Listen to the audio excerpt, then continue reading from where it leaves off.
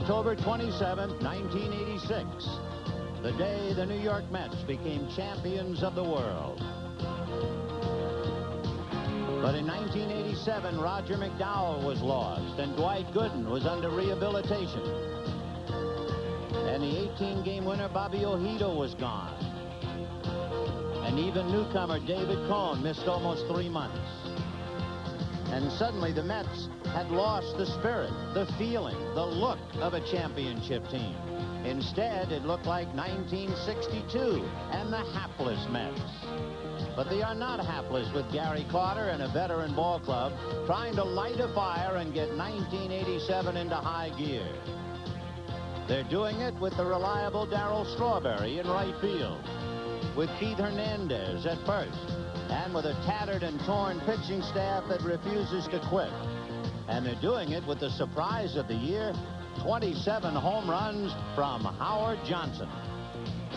So the Mets find themselves in pursuit of the Cardinals, 5.5 games back, and today they go up against the Chicago Cubs.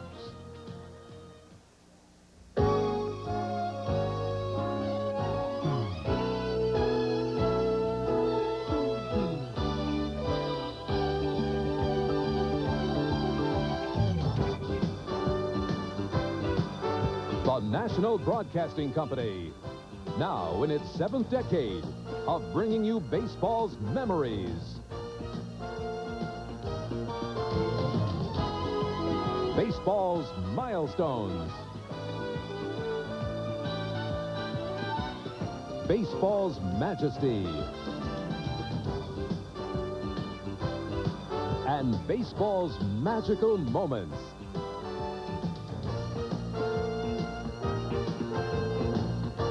NBC Sports proudly presents the Major League Baseball Game of the Week.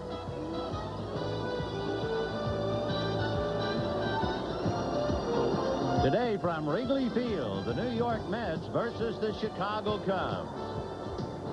The Game of the Week is brought to you by Miller Brewing Company, sole sponsor of the United States Olympic Training Center. By AC Delco, the smart parts. By Zenith, the quality goes in before the name goes on. And by Buick and your Buick dealers. Buick, where better really matters. Hi, everybody, and a very pleasant good day to you, wherever you may be. Welcome to Wrigley Field, Chicago, where the Cubs have beaten the Mets now 4 straight and hold an edge of 7 out of 12. The Mets will go with undefeated Terry Leach. He has 10 wins and no losses. Jamie Moyer will go for Chicago. He is 9-9. The Cubs 11.5 games back. They're pretty much out of it. The Mets still feel they have a chance, trailing by 5.5. And could it be possible that George Steinbrenner has taken some of the pressure off the New York Mets? Well, what about Terry Leach? And what about the Mets? Well, the man to answer all those questions would be the skipper, Davey Johnson. And with that, let's go to Joe. Okay, Vin. Davey, what's it going to take for the Mets to catch the Cardinals? Well, we're going to have to play very good ball, probably 65 to 70% all the way in to catch them. They got 6 games in the loss column, and they're capable of playing very good baseball, so we can't afford any letdowns. Your ball club, is it in better shape physically now than it's been all year? Well, it sure has. In about a week or 10 days, I should get back a couple more pitchers. Aguilar and Fernandez should be ready to pitch up here. It'll be another month for Bobby O, but we're as sound as we've been all year right now. How about the turmoil that was on the front pages, back pages? Is that all gone?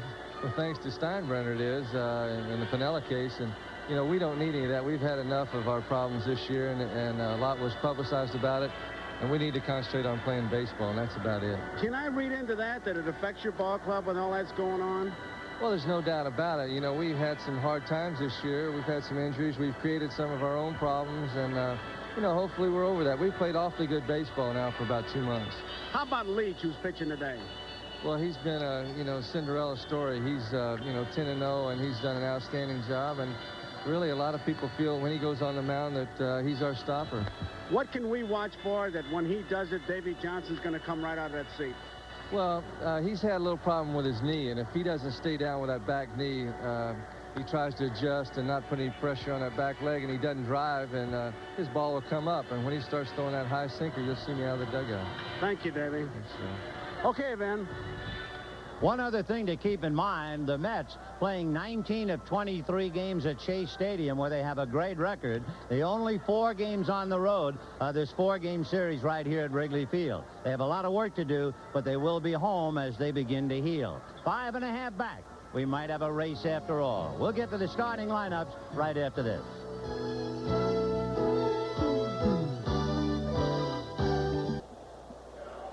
It is a very hot and extremely humid day here at Wrigley Field, Chicago. But there were times yesterday when there were people in the Chicago area who wondered if there'd even be a Saturday. They had the rain of the century here yesterday. In fact, they broke the 24-hour record for rainfall in 12 hours. It was a day for Noah. They had about 9.5 inches of rain hit the city and knocked it for a loop, and no pun intended. O'Hare was crippled for many, many hours, and only due to the great efforts of thousands and thousands of people were they able to get the air traffic continued. And because of the great efforts here at Wrigley Field by the grounds crew, surprisingly, they got yesterday's game in. And for the Cubs, it was a win as they beat the Mets 6-1. They have beaten the Mets 4 straight, 7 out of 12. From August 3rd to the August 26th, the Mets will be at home except for these 4 games at Wrigley. Let's take a look at the Mets now. It'll be Mookie Wilson starting off in center field and Tim Teufel at second base. Keith Hernandez at first, Darryl Strawberry in the cleanup spot in right, Kevin McReynolds in left field, Gary Carter behind the plate, the surprising Howard Johnson at third base, Rafael Santana at short, and undefeated Ken Leach. Terry with a record of 10 wins and no losses, 7-0 as a starter. Here's the way the Cubs stack up. The outfield's got Mumphrey in left field, Martinez in center field, and the amazing Andre Dawson in right field. Moreland is at third base, and that high grass helps a guy like Moreland. Quinones is at shortstop. Sandberg, you talk about a steady ball player. That guy is amazing. Sandberg at second. Durham is at first. Davis is the catcher, and Moyer is the pitcher. And I guess the best description I've heard in a long time, Bob Dernier calls Moyer a midget version of John Tudor. So that means he changes speeds and he'll throw strikes. Well, among other things, he had a no-hitter into the 6th inning against San Francisco, and he had a no-hitter going into the 9th inning against Philadelphia. His last appearance, he lost 4-2 against Philadelphia. Mookie Wilson, Tim Teufel, and Keith Hernandez, and we're about ready to get this one underway under somewhat threatening skies. The pitch is strike. 0-1. Mookie with that left arm still heavily wrapped. He has done very well going head-to-head against Moyer. Chopper to third. Moreland is there, and Keith takes care of him. 1 away.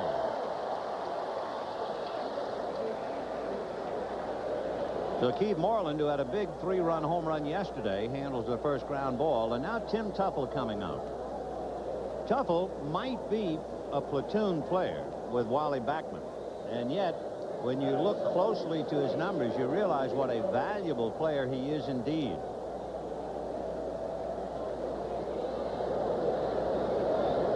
The followed by Hernandez.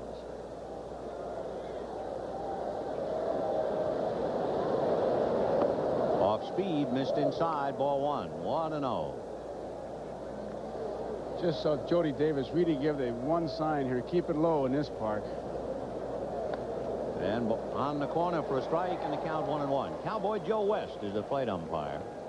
Teufel not only has 9 home runs, but he has 20 doubles, so he has 29 extra base hits. This time he pops it foul off to the right of the plate. Moving over for it is Jody Davis to take care of him.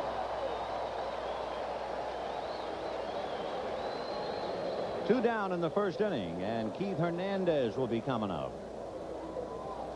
When you look at the Mets and the Cubs, if you go back to 1978, if you take a chunk of history from 1978 to 1983, the Cubs and the Mets were always 5th and 6th in the league, each of 6 years.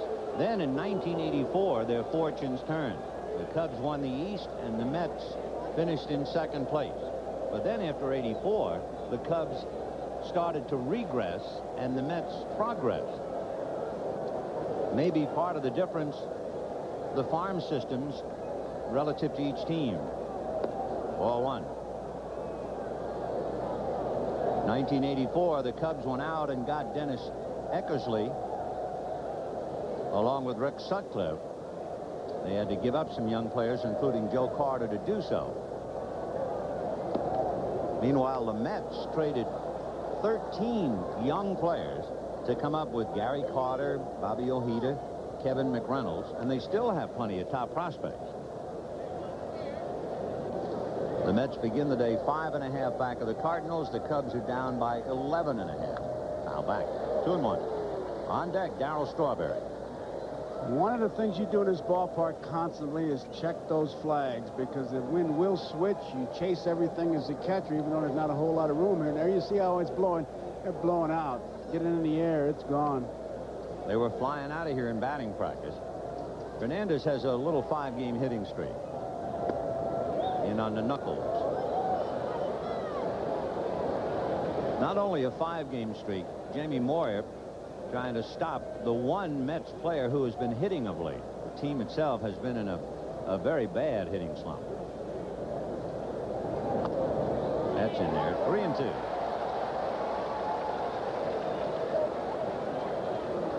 Hernandez has hit in 21 of his last 23. He has scored a bunch of runs during that time. But he's still holding his own at the plate. 3-2. Fouled away.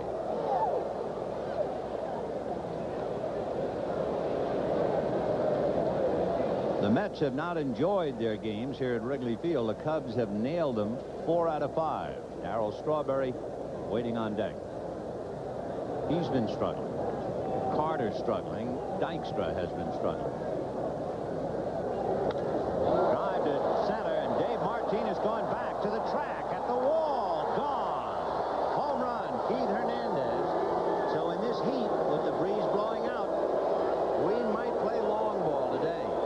Well, we just got through saying that you get it up, it's going to go. That's why Jody Davis, you keep seeing him motion down.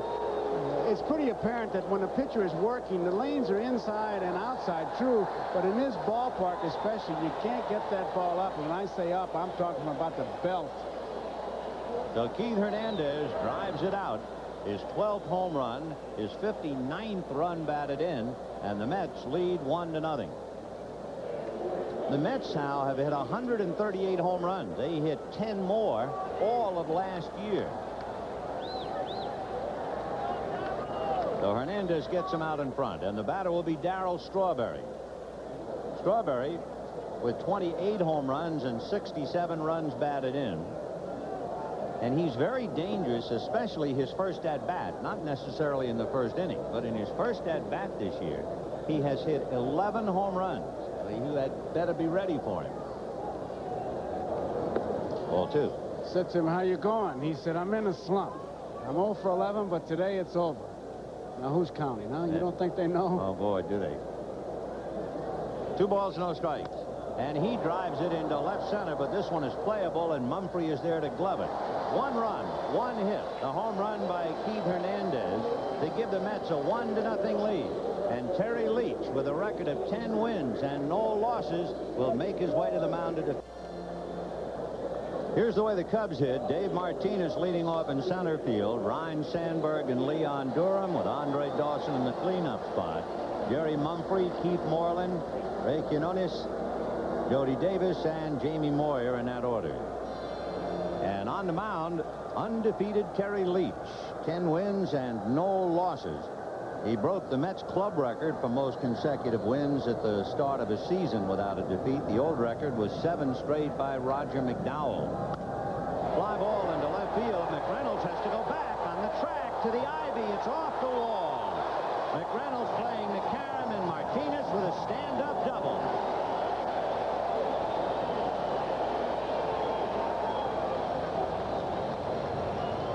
One of the things you always try to remind your pitcher, even though you want him to get ahead of that hitter, is to be sure to get good stuff on it. You can't assume he's going to take it. And you can see Martinez, as much as said, if he throws me a fastball, I'm going to whack.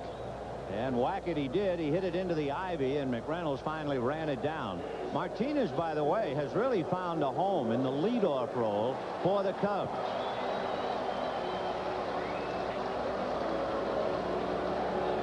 Dave Martinez, since they put him in the #1 spot, is hitting better than .330. So he walks up and doubles. And now the Prince Valiant of Chicago, Ryne Sandberg. He has hit in 8 straight. Since he came back from the DL, you might remember he severely injured his ankle against the Cardinals. But since he has come back, he had really been ready. Since coming off the DL, Sandberg is hitting over .360. Boy, I really enjoyed a column Jim Murray did on second baseman on Sandberg and Gehringer and Schoendienst. They do seem to be forgotten, and all they do is just play great baseball. Oh, this one is outstanding. 1 ball and no strikes. And that's bunted foul up along first, and the count 1 ball and 1 strike.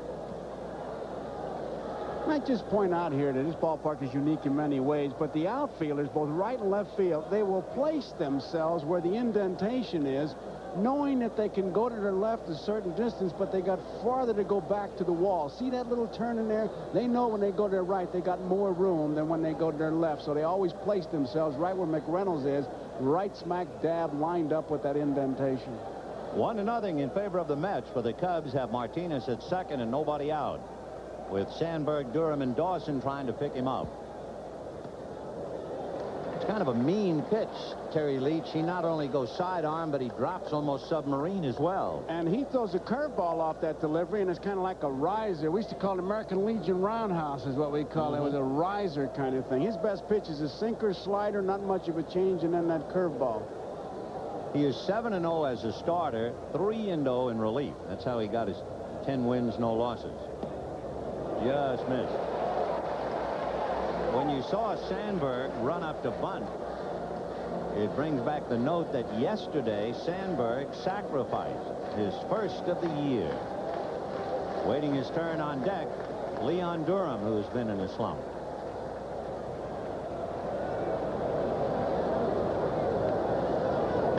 Fouled away, 3-2 the count. So Ryne Sandberg trying to keep it going. He's playing in his 90th game. So he missed 26 games, and boy, did the Cubs miss him. The Cubs season, when they went into June, they were only 2 games back of the Cardinals. By the end of June, they were 7.5 back, and by the time the All-Star break, they were 10 back. For a couple of reasons. The injuries to Sandberg and Dunston. Popped up. Coming behind the mound, Tim Tupple. So Martinez holding at second, and Sandberg unable to move him over. That's a big out, and a somewhat wasted out. And here now is Leon Durham hitting .276. Durham has had a very, very struggling year, even though the numbers look pretty good. What you don't realize is every time he comes up this year, it seems, there are men on base. In fact, if you took all the men that were on base when he came up to hit and then figured out his RBIs, you'd find out it's a little more than 10-11%. That's all. So it has been a very poor year for Durham, despite some of those numbers. For instance, comparing Durham to Andre Dawson. When Dawson comes up, he drives in at least 20% of his runners. So twice as much as Durham. 1 ball, no strikes. Ground foul, 1-1. Did you see the chain that he's wearing? If he makes an out and goes into a slump and loses the chain, the gold price is going to go down. Isn't that something? Look at that. I would think that would bother you, too, swinging around like that. Bother me to wear it any time. Yeah.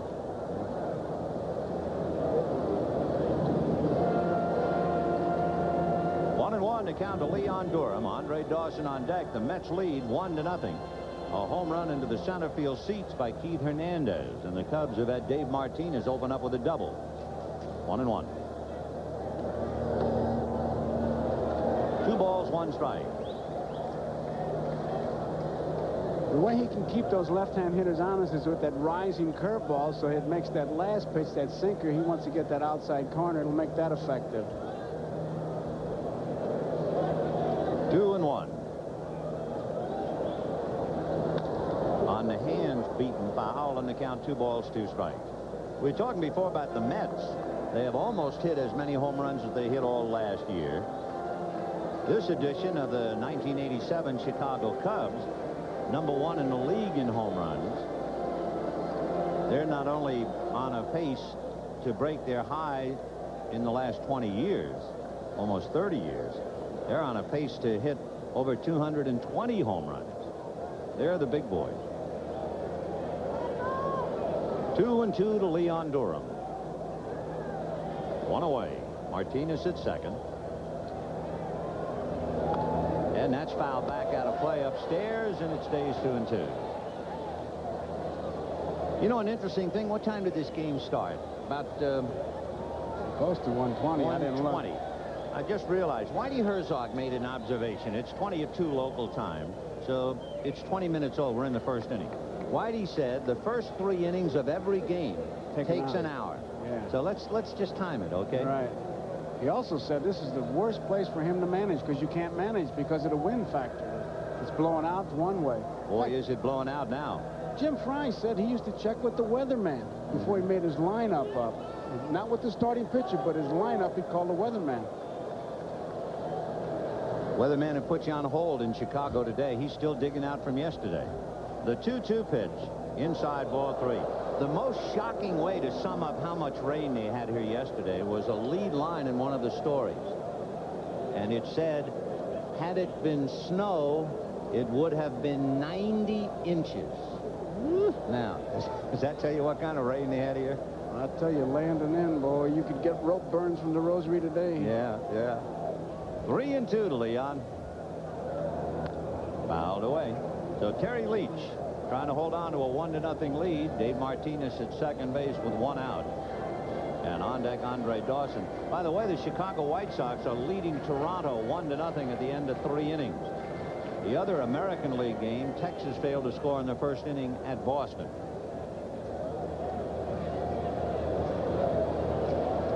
Three and 2. And he works it away. Ball 4. So with first and second and 1 out in the first inning, Andre Dawson coming up.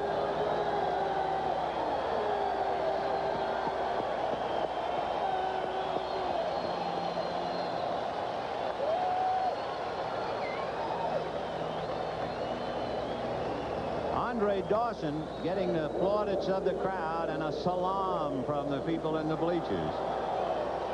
Andre with 36 home runs. That's a career high. He had 32 back in 1983. He's one of 2 active players to have 250 home runs and 250 stolen bases. The other player is Don Baylor, who is not so active. Time. Carter going out to talk to Leach. Well, they had switched signs, and you could see Leach was thoroughly confused even as he shakes his hands. Then I don't know who Dawson hit the other 2 home runs off, but I saw a statistic that to me was amazing, that 30 of his 34 home runs were off right-handers. That's incredible. Yeah, it sure is. And Davey Johnson knows full well what kind of a problem Andre Dawson poses to Leach here in the first inning. Andre had a 3 home run game this year against the Phillies. Fouled away. He squirted that one off the end of the bat, and the count 0-1. Interestingly, too, about Dawson, since April the 22nd, he's just about knocking in a run a game. Remarkable. Dawson leading the league in home runs. The last Cub to do that was Dave Kingman in 1979. But if he winds up leading the league in RBIs, Gene Michael will really have a man from out of the past. 0-1. Strike 2. The last Cub to win the RBI title was Ernie Banks. When Banks did it, he had 143 runs batted in. And that was 1959. And there, of course, Ernie's number retired, and it hangs now on the left field foul pole. There is one other number that has been retired and is rippling in the breeze on the right field foul pole, Billy Williams, a Hall of Fame inductee. 0-2.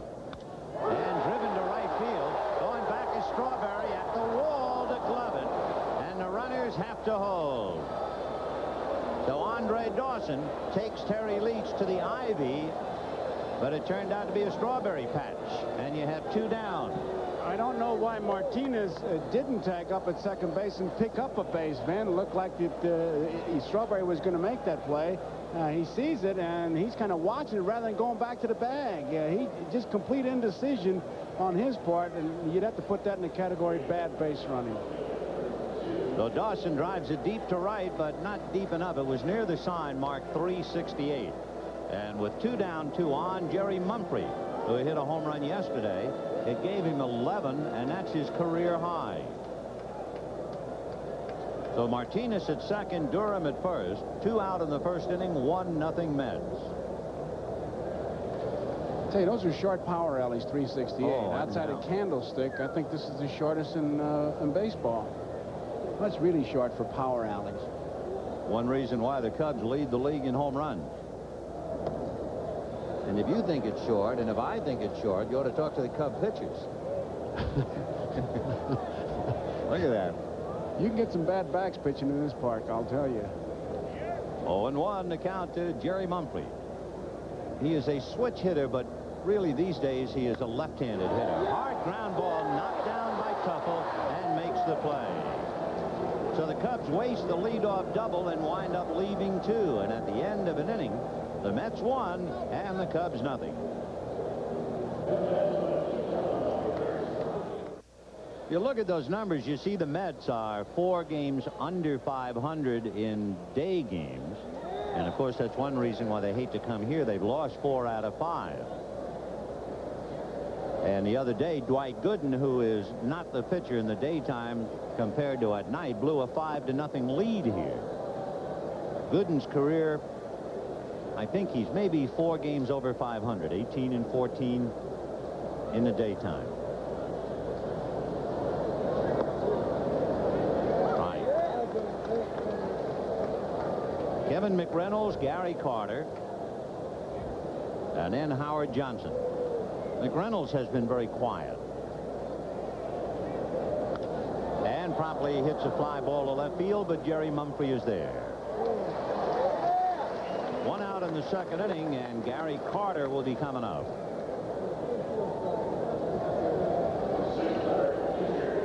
This is one guy you can't measure just by his batting average. One statistic that says it all. I think this year he's had 6 cortisone shots. 3 for his elbow, 1 for his shoulder, 1 for his back, 1 for his knee. It's like a pin cushion. You know what's interesting, too, about Carter? He is at that stage of his career where he desperately needs some rest. He is not the Iron Man anymore. First ball swinging, fly ball into shallow center. Martinez took a while before he picked it off, but it was high enough to make it. Here's that note about Gary Carter. When he gets a game off, 1 rest, the game he plays following the day off, he's hitting .291. In all the other games, he's hitting in the 220s. So he is a man who desperately needs time off. Boy, what a story. Here he comes, the weightlifter, Howard Johnson. 27 home runs. More home runs than any third baseman in the major league. Remarkable. First thing I said, what kind of bat you using? He said, look, it's corked. He's playing along with the joke as much as anybody. And he has pulled every one to dead left. He has not gone the other way at all. You know, it's a shame to have a year like that and have guys talk about your bat being corked. That would make me mad. Yeah, well, it's made him mad. They're talking about Hojo pulling the ball to left as a right-handed batter, which is the way he's hitting now. He's had 11 home runs hitting right-handed. This time, Moreland will throw him out. So a 1-2-3 inning for Jamie Moyer. The Mets tiptoe through the second, and at the end of an inning and a half, the Mets won and the Cubs nothing.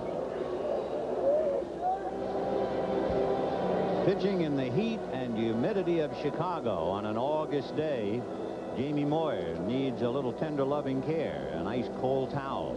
Dave Martinez in center field needs a little shower. Not to mention what Jody Davis and Gary Carter need as catchers. That's a tough day for you. I've seen guys go out. McCullough caught a day here without a chest protector on. They put cabbage leaves in it. You know what I was wondering, Vin? You remember they used to ask you to take salt tablets? Oh, yes. Remember that? Yeah. And how? I bet you that's what bothered my hitting. Too much salt in my bat. Margarita, they used to call it. It'll be Keith Moreland Then Luis Quinones and Jody Davis. Moreland hitting a 3-run home run yesterday, and his 22 home runs a career high. Line drive, flagged by Santana. There are people in the league who are saying, outside of Ozzie Smith, Rafael Santana is about as good a shortstop as there is in the league. Nice play, taking a base hit away from Keith Moreland. That ball was really hit hard, but you can see ranges, makes the nice play. Santana was talking about this infield at high grass. He said it catches you in between hops because you want to charge it, and then the grass slows it down, and many times you're in between. Well, here's Luis Quinones, the shortstop for the Cubs. We were talking before about not the demise of the Cubs, but certainly the big problems. The injury to Ryne Sandberg and Sean Dunston. And, of course, Dunston is still out. And although Quinones is giving it his best shot, Dunston figures to play ahead of him. Dunston went on the 21-day disabled list in the middle of June. And on the 14th of this month, he was sent to Iowa for a 20-day rehabilitation program, having fractured a spiral fracture of the ring finger on his right hand. 1-2 the count to Luis Quinones. Foul back. Talking about the disabled list, though, I got to tell you, I was driving the other day listening to your game. You were broadcasting it, and you did a dramatic reading of the Dodgers disabled list. Awful. That was funny. Yeah, it's really unbelievable. Don't you think it's really, there are more injuries now than ever? Oh, no question about it. And I don't care what they say. There's a direct correlation with the guaranteed contract. Well, Gene Michael can give you a chapter and verse on injuries and what can happen to a good ball club. Remember he traded Steve Trout for Bob Tewksbury? Tewksbury's on a DL. Fouled away. Pinella's saying the Trout is not usable.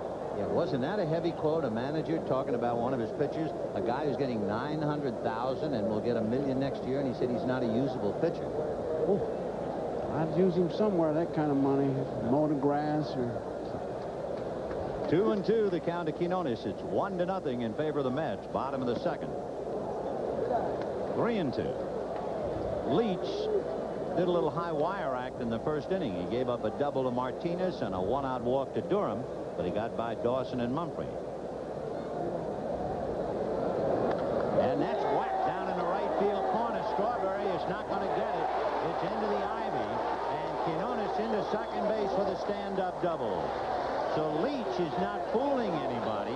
Remember, the ball that Moreland hit might have been a base hit, except for Rafael Santana. Now, for Quinones to be able to pull that ball that much indicates that Leach didn't get that ball close to where he wanted it, because Strawberry was way over and almost in right center field. Quinones rounded his bag. He sees where the ball is. Now he's going to pick up Vukovich and see if he wants him to come over, but Vukovich got him. He's held him up all the way. Evidently a better hitter left-handed. Quinones now has 5 doubles, and all of them come as a left-handed batter. Here is Jody Davis. Jody was in a big slump, but he has hit now in 15 of his last 19, and he's hit over 300 over that stretch. And in his last 6 games, he's caught fire. 0-1. Waiting his turn on deck, Jamie Moyer. Here's the guy who's got to bear down. He's got to get him. Quinones at second base. 1-0 Mets. Bottom of the second inning.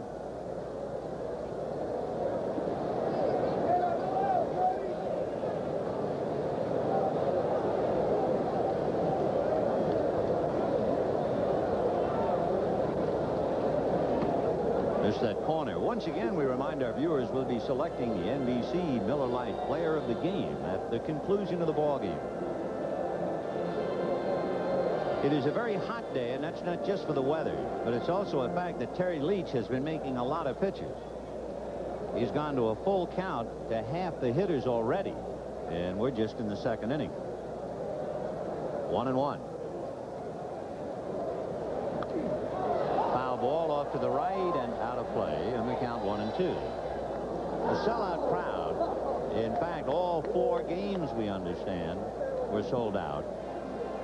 And despite the rain, how difficult it was to get to the ballpark. They had over 17,000 here yesterday, and that's really a tribute to the Cubs and to the fans in Chicago who love this game. Cub fans are different. Oh. They are so loyal. They'll find a way.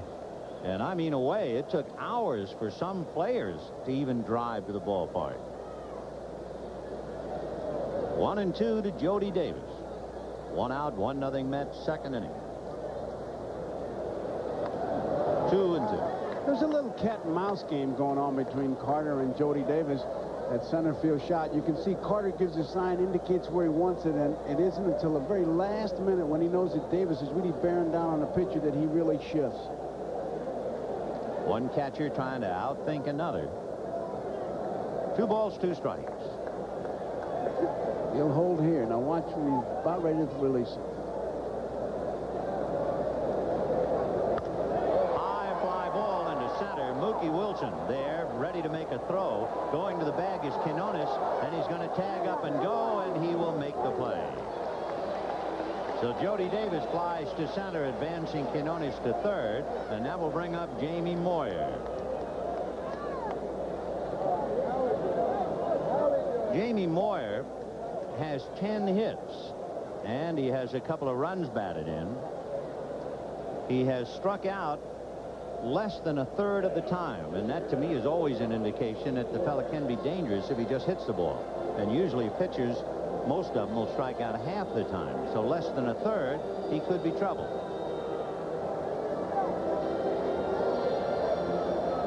So the tying run 90 feet away in the person of Luis Quinones. Ball 1.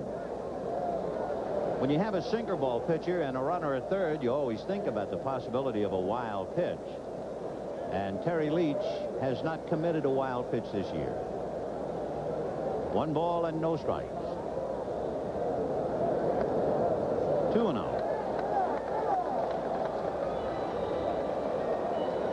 That's the thing is always kind of get me. Why do you have to nibble with the pitcher up there? Throw your good stuff. Get ahead of him.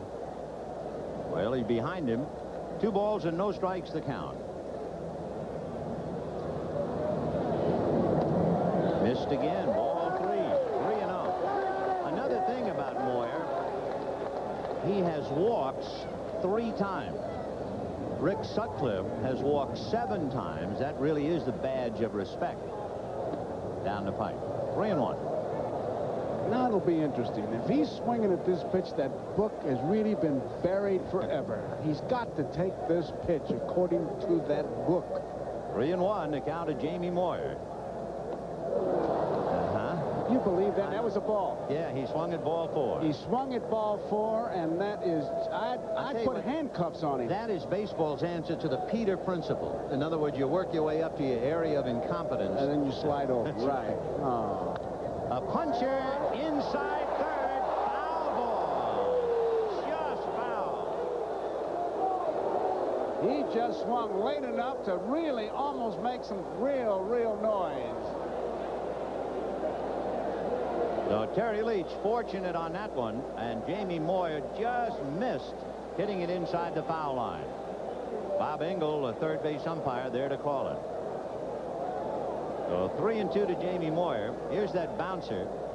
Oh, that was close. Very close. Maybe an inch. And you could see Bob Engel was right there. Ball landed alongside him. 3-2 to Moyer.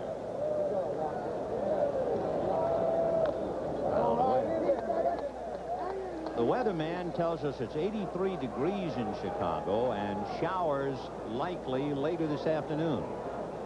Just what these people need.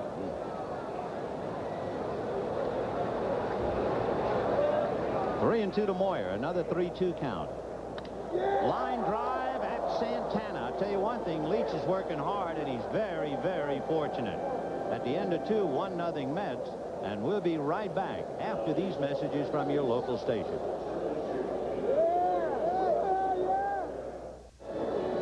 A reminder, this telecast presented by authority of Major League Baseball and may not be reproduced or retransmitted in any form without the express written consent of Major League Baseball.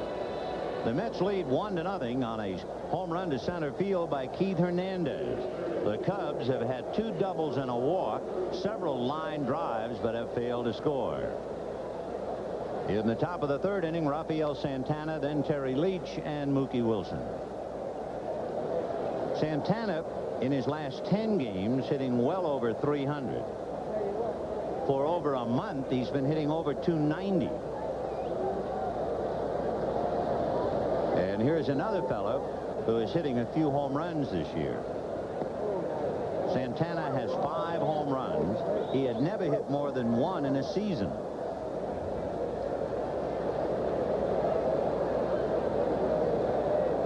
And bangs it into left field, base hit. So Santana, line drive single to left, hit number 2, and it'll bring up Terry Leach. Terry Leach has only 2 hits and has struck out almost half the time. He has sacrificed 3 times, so with those numbers, you figure it's a cinch he's bunting. According to the weather report, he'd be bunting. Yeah, that's right. With showers due to come, try and score early. Get 5 in.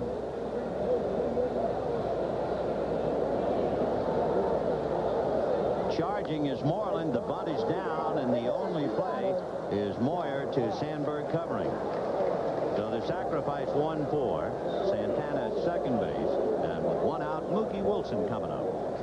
The conditions are perfect for bunts here. The infield, the dirt right in front of home plate, not that hard, grass, able to slow it down a little bit. So that was really a good bunt. There's Mookie, the switch hitter, batting right-handed.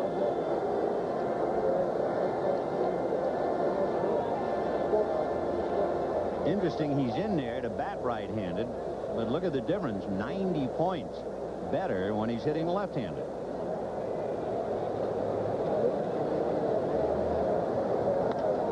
And he drives one to left field. It's hooking down in the corner. Going back is Mumphrey at the wall. It is in the ivy. Scoring is Santana on a long double by Mookie Wilson. And it is 2-0 New York. More than a home run, that ball hit by Wilson indicates how that wind is blowing out. I mean, he flew out. He bailed out on that. Now, Mumphrey thinks he's got to play. He just runs out of room. You see him look for the wall. He finds it, and then the warning track tells him he's close and feels the ivy and can't make the play. But Mookie really bailed out on that swing. There's that wind. And there's some fallen ivy out there. That ivy is called bittersweet, which would sum up the situation in Chicago over the years, though it is 2-0 in favor of the Mets. And here's Tim Tuffle, who fouled out in the 1st inning. And first ball swinging, pops it up around the plate. Moyer directing traffic. Leon Durham and Moyer getting together. And I'm not sure who caught it. Moyer caught it. That was not a good play behind it. I mean, Moyer's the last guy you want to have handle it. Jody Davis had a beat on it, but Durham was running him off to play, and he should, because he's got the big glove. Now watch what happens here. Moyer's going to stay there, and he gets in Durham's way, and it's Moyer who makes the play. That's when you lose sight of the ball, but Moyer has it in his bare hand as they both run off. So 2 down. Mookie Wilson holding at second base. Hernandez coming up, and here's that play again. You know who would have been terribly embarrassed? Tim Tuffle. You see Tuffle? He was almost in the batter's box. He was watching the play. Pitcher's got to be the traffic cop on that play. He shouldn't be the guy making the play. Well, here's Keith Hernandez, who hit the home run into the center field seats. Keith, with a 6-game hitting streak, has 12 home runs, 59 runs batted in. 2-0 Mets, looking for more here in the 3rd.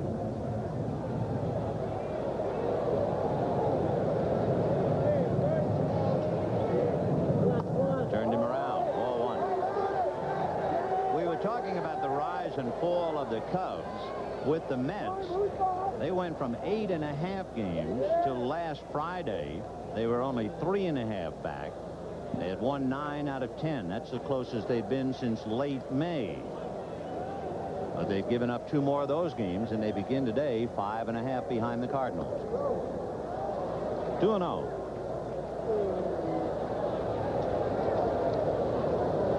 And you can see that he's swinging a hot stick. The Mets, as they begin the action today, have won 65 games.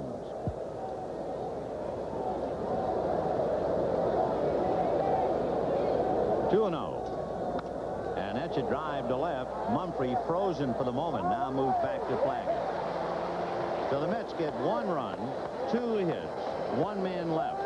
And at the end of 2.5 innings, the Mets 2 and the Cubs nothing.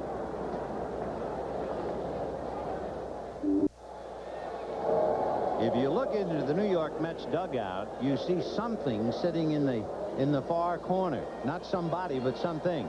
That's Roger McDowell, and you heard him on the pregame show with Marv Albert. He bought one of those party dials, and it's a blow-up of former President Nixon. And Roger says, I just want him to see a game where Dwight Gooden isn't pitching. That's the only time he comes to the park.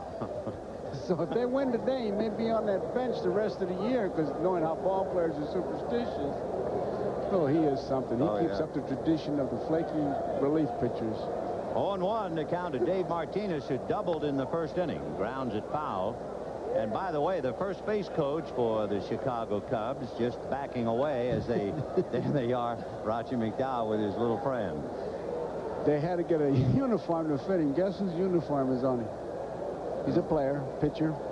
Sid Fernandez. The only one who would fit. 0-2 to Dave Martinez. On that foul ball, we wanted to take the moment to salute him. The first base coach of the Chicago Cubs, Jimmy Snyder, who is 55 years old today. So, happy birthday to Jim. Over at third, John Vukovich. 2-2 the count to Dave Martinez. There's Vuk. He's going to be big league manager someday. I would think so. Yeah, someday. There he is. Managers like to see that in relief pitchers. Look at him. See, nothing. He's fearless, and that's what you want in a relief pitcher. No, he doesn't understand the situation. High drive into left center field, and that one is gone.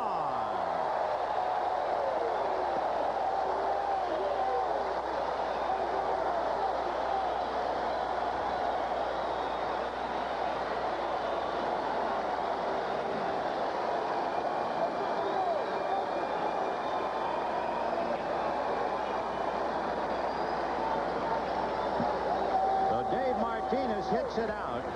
His 8th home run, his 28th run batted in, and Terry Leach is fortunate indeed to be leading 2-1.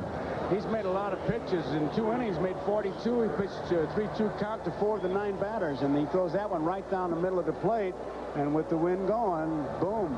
Not only has he given up a home run and 2 doubles, remember, Dawson hit a bullet right at Strawberry with 2 on in the first inning. Santana robbed Moreland of a base hit, and then Quinones doubled, and then Jamie Moyer lined out. So Leach isn't fooling anybody. Ground ball to the hole. Base hit into left field. So Sandberg has now hit in 9 straight. And the batter will be Leon Durham. Talking about 9 straight, how about old Paulie Mulliner over at Milwaukee? Something. Isn't that great? Wow, 29. So Terry Leach hanging on by his fingertips. And in the 3rd inning, Leon Durham, who walked his first trip. Yeah, Leon loves home cooking. 2-1 Mets. We're in the bottom of the 3rd inning. And Whitey, you've won another one. We were talking about Whitey Herzog saying the first 3 innings of every game takes an hour. It's a cinch. It'll be an hour today. 1 ball, no strikes.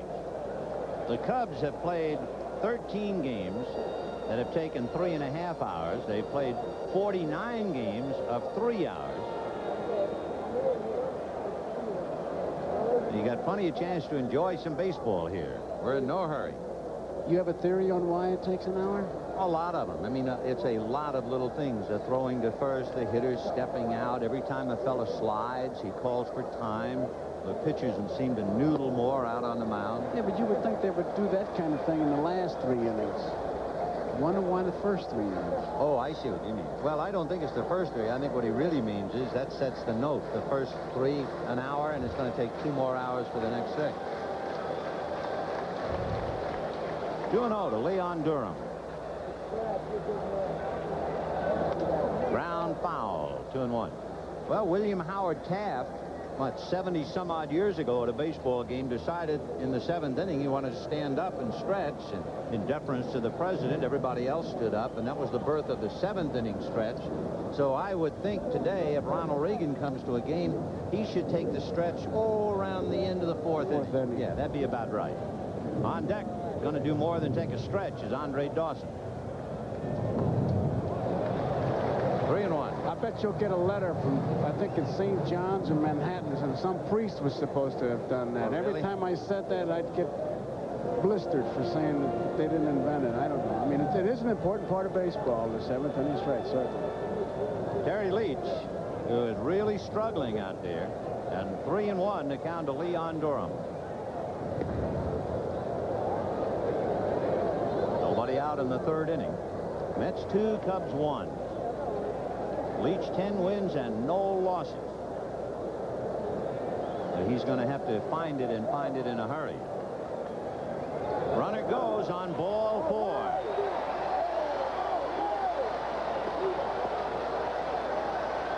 And here comes Andre Dawson with 2 on and nobody out.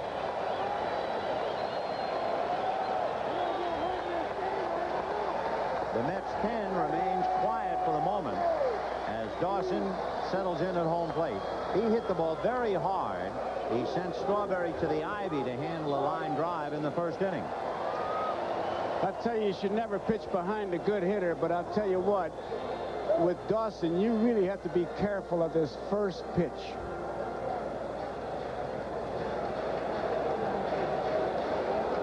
So Andre Dawson with 2 on and nobody out. 4-1. I think that was really planned. He's going to be wild inside to move him off, which means he still has the inside part of the plate and he has the outside part of the plate. And I would think that right now is when he starts to work on him. Sandberg at 2nd, Durham at 1st, nobody out. That's 2, Cubs 1. We're in the bottom of the 3rd inning.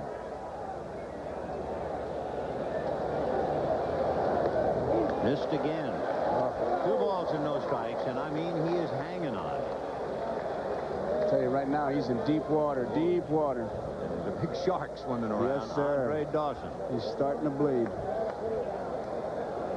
After Andre Dawson comes Jerry Mumphrey, a left-hand batter.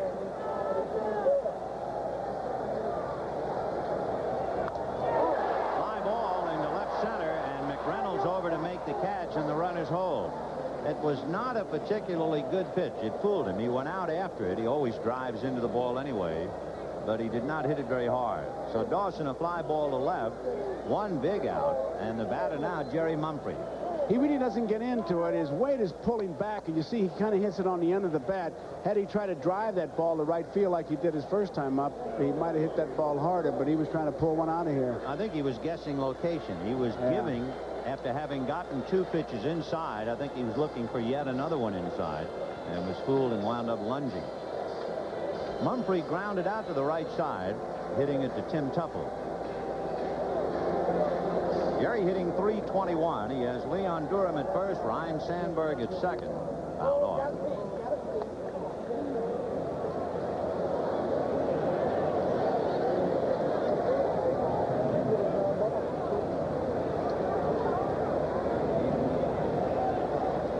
They say that Mumphrey is a switch hitter.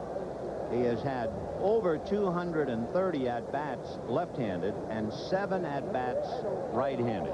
So he's just about stopped switching. 0-1. That's a strike. So Terry Leach in trouble in the 1st inning, in trouble in the 2nd inning, in trouble in the 3rd inning, and he spent 58 pitches already.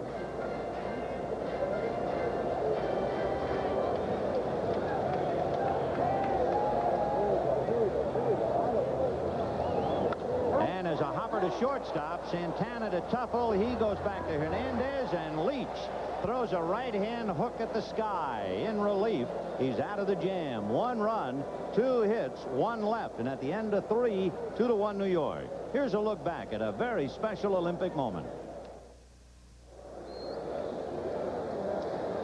Take a look at where Carter's glove is and watch where this pitch is. You hear about hitting pitchers' mistakes. There's one right down the middle, and Mumphrey hits it hard, but Leach got away with it.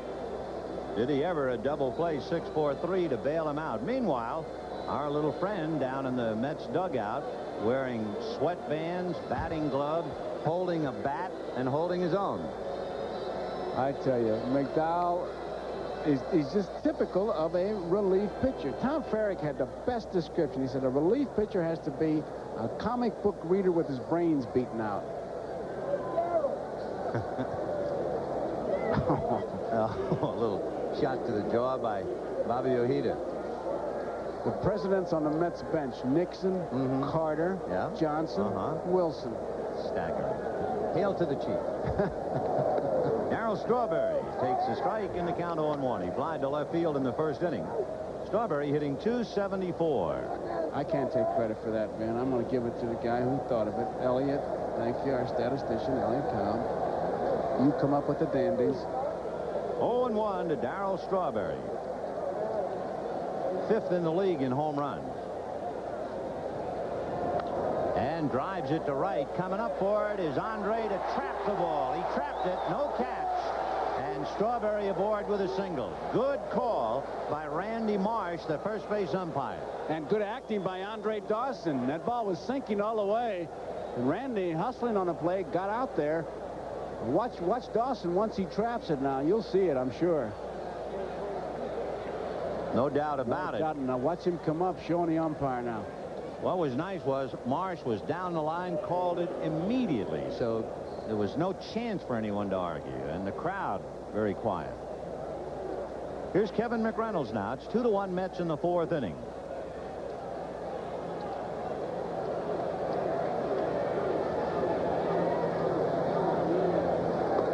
I want to see if Strawberry has gotten over a bad habit that he had. We spotted it and called it during the World Series.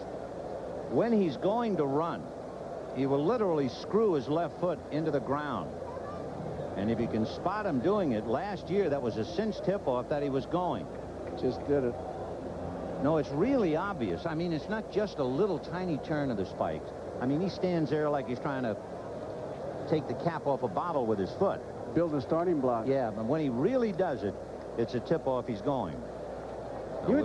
That's it. That left foot is the job. You would tend to doubt they'd run with that wind blown out and McReynolds up there. Right. Home runs easy to hit. One swing, you can pick up a couple. Strawberry, who does so many things so well, has stolen 21 out of 30. McReynolds followed by Carter and then Johnson. Darryl with a short lead. Ground ball hit slowly to the hole. Quinones back to Sandberg, and all they can get is a force play. Ball was not hit hard enough for anything else. So that takes care of Strawberry, a 6-4 force. And it'll bring up Gary Carter, who flied to center in the 2nd inning.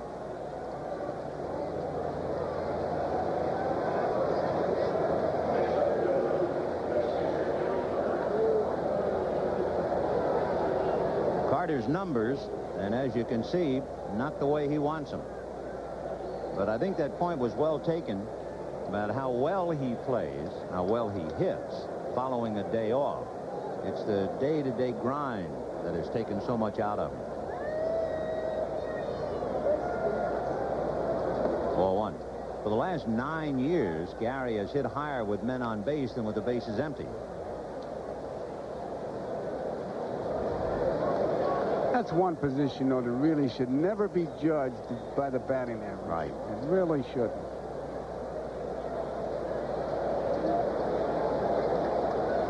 One and 0. Off speed, and he was way out in front of it, and the count 1-1. He's the #1 active National League player in Grand Slams. Gary has 10 of them, and he's hit 24 or more home runs each of the last 3 years. It was a good pitch. He was way out in front of that one. Interesting, too, that Gary has his highest lifetime batting average and his poorest. And his poorest is against Montreal.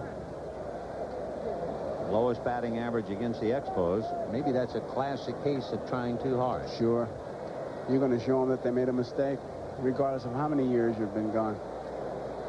Time. Mets 2 and the Cubs 1. We're in the top of the 4th inning.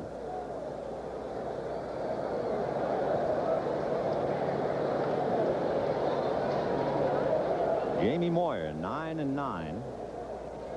He's been struggling. He started off in great style. Another turnover chain. 1-2 the count. Jamie Moyer began the year 8-4. 8 wins, 4 losses. And then suddenly, since June, things have gone sour. He's 1-5. In fact, in his last 8 starts, he's only reached the 7th inning once. 1-2 to Gary Carter. Kevin McReynolds at first. 1 out in the 4th. 2-1 New York. And another one. Off speed, and it seems like he just turns it over a little bit, and the bottom drops out of it. And that takes care of Gary Carter. And that would be the first strikeout for Jamie Moyer, who has a high of 12 in a game this year. The key to that pitch to Carter, very simply, is location and movement. Just a little bit of a screwball. You see it kind of drop down, and he changes speeds to where Gary's way out in front. Even if he hits it, he's not going to do anything with it. Howard Johnson coming up.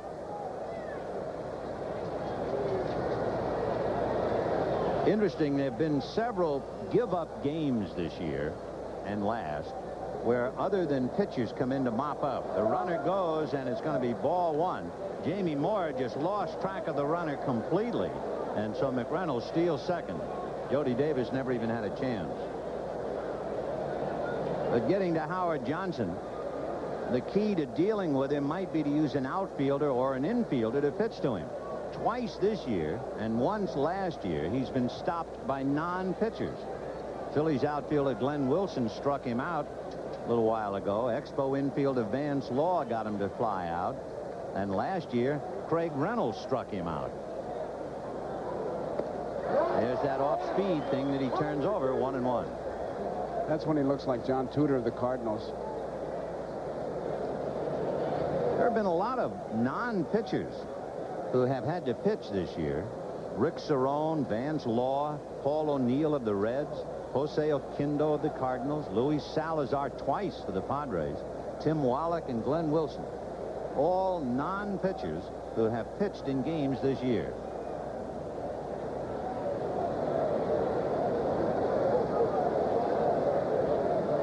One and one to count. You can imagine Glenn Wilson pitching to Howard Johnson. They were teammates at Detroit. 1 ball and 1 strike. High pop fly into shallow left. Quinones going out to make the catch for the out. So they leave McReynolds. No runs, 1 hit, a man left. And at the end of 3.5 innings, the Mets 2 and the Cubs 1. The Quaker State 500 tomorrow right here on NBC Sports World. We're kind of crowded here upstairs, so it's not that I'm turning my back on my good friend here. But when I say heat to you, what do you think of? The toughest game you ever caught? You ever get sick from the heat? Kansas City. I was in American Association. Yeah, I got kind of goofier. I was going to say goofy, but yeah, a little goofier. Where really I didn't really know what was going on. I just the heat was so bad. Did you make the whole game, or did you have to come out? No, I came out. Yeah. We should have had a guaranteed contract. Because I went right back in. Keith Moreland, Luis Quinones, and then Jody Davis in the 4th inning. 2-1 Mets. And ball 1. Moreland drilled it in the 2nd inning. And Rafael Santana speared it going to his left. So Moreland 0 for 1.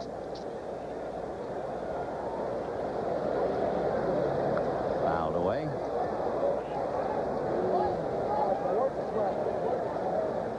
Ron Darling charting the pitches. He'll be out there on the mound tomorrow, maybe against a former Met, maybe against a fellow who was born in Brooklyn, Ed Lynch. The Cubs have not announced their pitcher for tomorrow, but Lynch has now become pretty much of an outside favorite. 1-1. Hit foul off first down the line, out of play, and the count 1-2.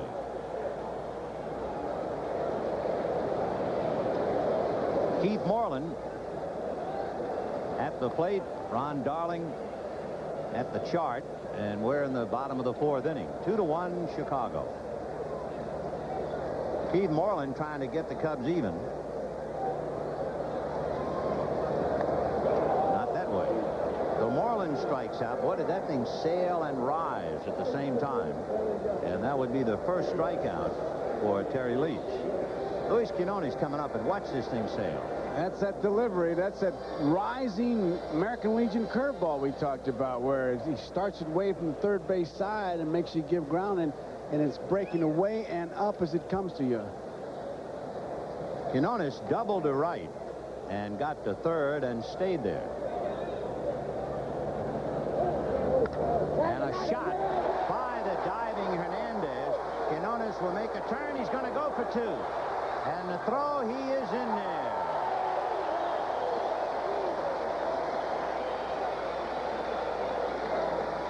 We talked about the grass, and this is a factor right here. Strawberry thought that ball was going to get to him. Davy Johnson looking on, and he charges. Once it gets by Hernandez, watch that grass just eat it up. And Strawberry almost stops.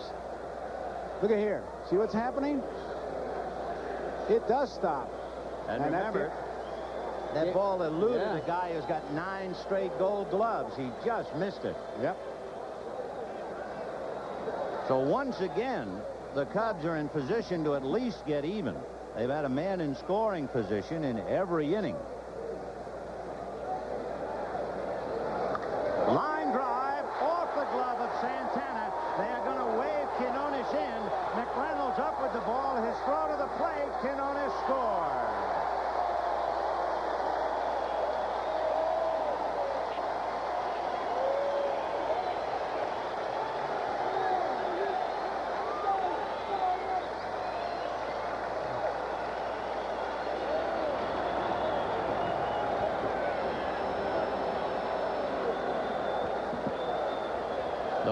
Line drives that had been caught in the first couple of innings.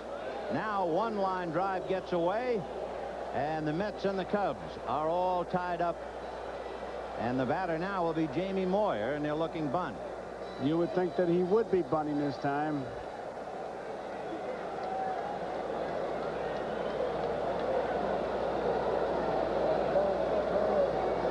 Two in the 4th. Foul ball. He's going to have to make Hernandez field the ball, but as always, Hernandez just gave his pitcher some instructions, because Keith will play off the bag and say, hey, I may move in a couple steps and break back, or keep coming, so don't be thrown over there. He leaves nothing to wonder about. He tells you right now. The Mets led 2-0, but in the bottom of the 3rd inning, Dave Martinez homered. And now in the 4th, Quinones comes up with his second double, and Jody Davis line drive off Santana's glove means a run. A lot of acting going on. He wasn't really, Moyer wasn't sure of the signs. Vukovic talked to him about it, and then he looked at the bench. Michaels gave him another one, and he may have switched off. Let's see what happens. Remember, he let him swing 3-1. And he's swinging. Boy, you file that away when you see a pitcher allowed to swing 3-1. And he got a curveball, too, that time, so Leach must feel he's a pretty good hitter. It's no surprise that they took the bunt off. 0-2 the count to Jamie Moyer. Hernandez scarred from trying to come up with Quinones double.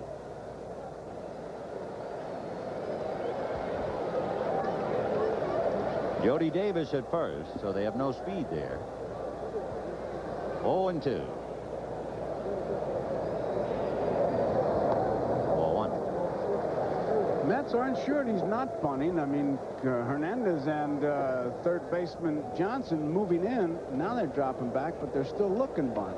We've had 2 home runs and 4 doubles, and we're only in the bottom of the 4th inning in a 2-2 tie.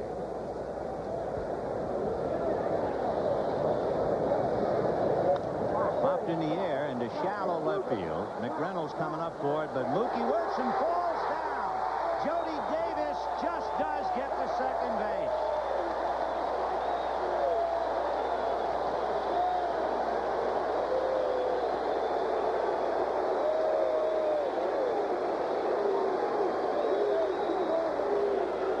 Mookie stops and it really skids. Watch those feet go out from under him, and he almost makes the play anyhow. And it's McReynolds very alertly almost gets Jody Davis. Jody goes in standing up, and he almost got burned. He was confused because Jody thought maybe the ball was caught. He didn't see it bounce, and he started to go back towards first base. And he just did get to second. Here's Jody watching. He makes that one big giant step. Now he stops, and now he realizes the ball's down. And boy, he makes it one of those, when you were a kid, take one giant step. You didn't say may I. May I, that's right. Okay. 2 on, 1 out. 2-2 in the fourth. And Dave Martinez, who has a double and a home run at the plate.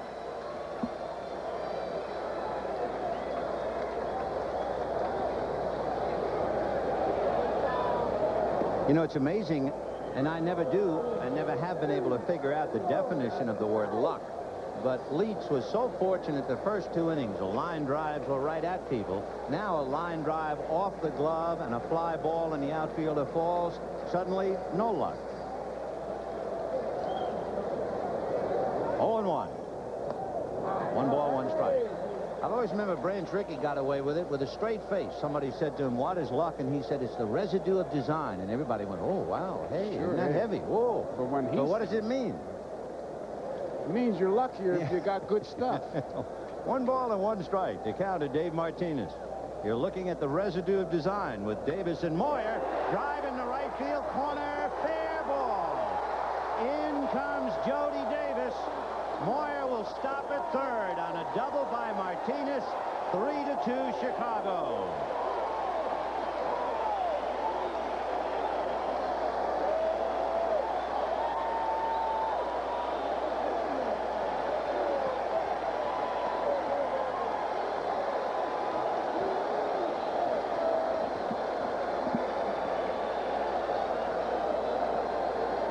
The amazing thing, Vin, the bullpen is yet to move.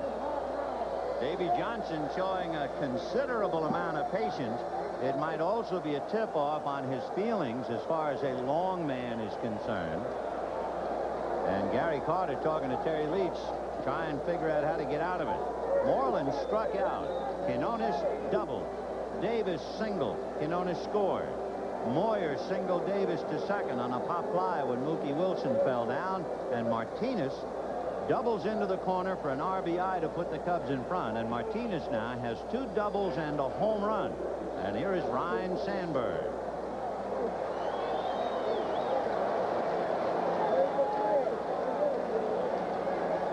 In the 4th inning, and the Cubs have 5 extra base hits.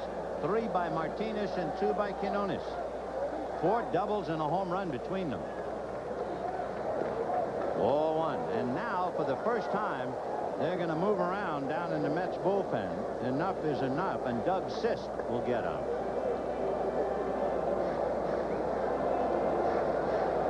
Doug Sisk airing it out in the Mets bullpen. Moyer at third, Martinez at second, 1 out. Chopper backhanded fair ball. Johnson from foul ground. Cole Hernandez off the bag. The bases are loaded.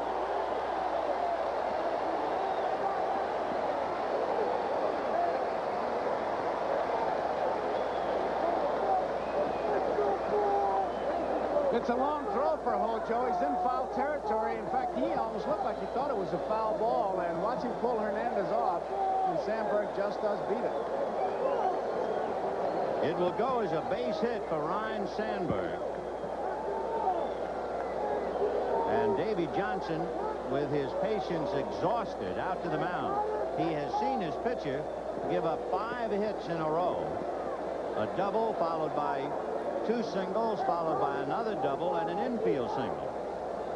However, Johnson staying with the sinker baller, and Leon Durham will be coming up.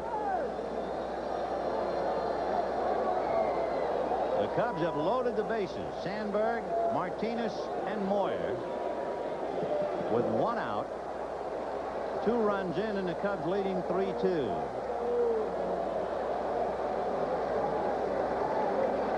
Leon Durham has walked twice.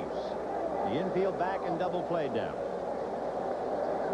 The outfield deep, and they pinch the middle. They give Durham the lines. Fouled away. That's where he's got to throw it and hope that Durham tries to pull that ball so he gets the ground ball for the double play.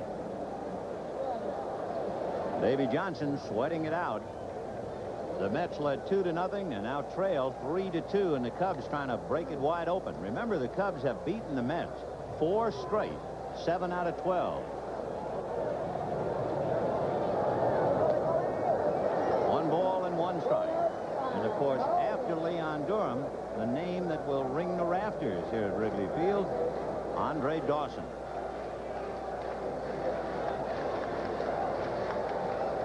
There's Andre. 1-1. Change way outside. Ball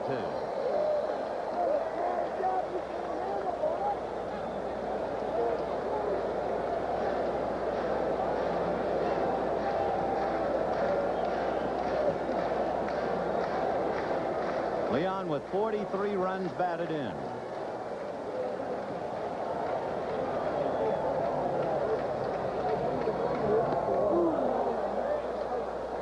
Two and two. He was going downtown with that one, but it was a good sinker.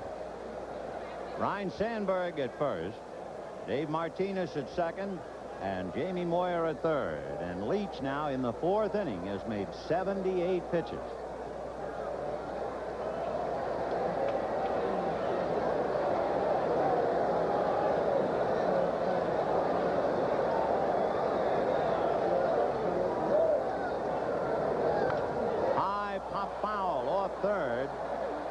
Johnson coming over and has the play because that breeze blowing out brought it back to him. So the Mets get a break as that ball is brought back to Hojo, and now Andre Dawson coming up with the bases loaded. You really have to go after everything in this park. Look at Hojo. Make sure he knows exactly where he is. Listen to his hands.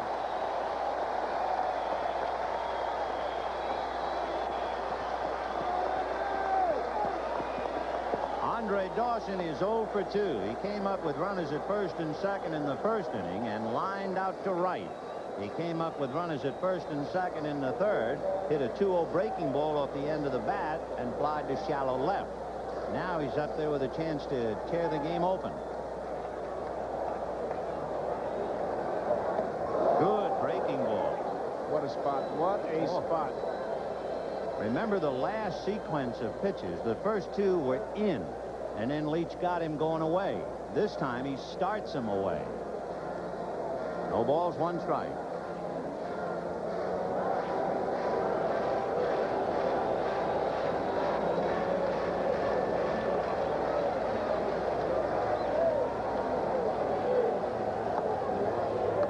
And again, the breaking ball away. Watch Gary Carter after he gives that sign. He checks Dawson. He's seeing if Dawson may be sneaking a peek. Gary does that to all the hitters. And then when he sets himself, he'll almost be right behind the plate. And then with the center field shot, you'll see him kind of lean one way or the other. He's got him set up to go either way, stay outside or come inside. But if he misses, if he comes inside, he misses, he better miss towards him. Dawson has hit 2 grand slams this year. He has 4 slams in his career.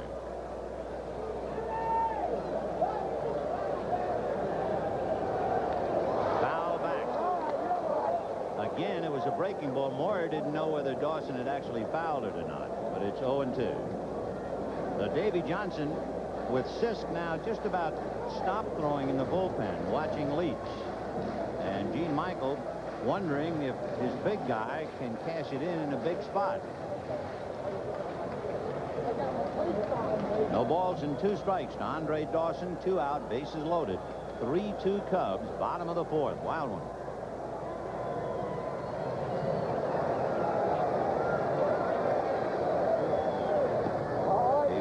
The sinker, ball 1. Well, you can see so far Gary Carter has just stayed outside. Dawson has missed those 2 pitches on the outside corner, and it's almost like Gary is saying, well, we'll stay outside because I don't want to get that ball inside. Outside would be a single or an out, inside grand slam. Jamie Moyer at third, Dave Martinez at second, Ryne Sandberg at first. 2 out, 1 and 2 to Andre Dawson.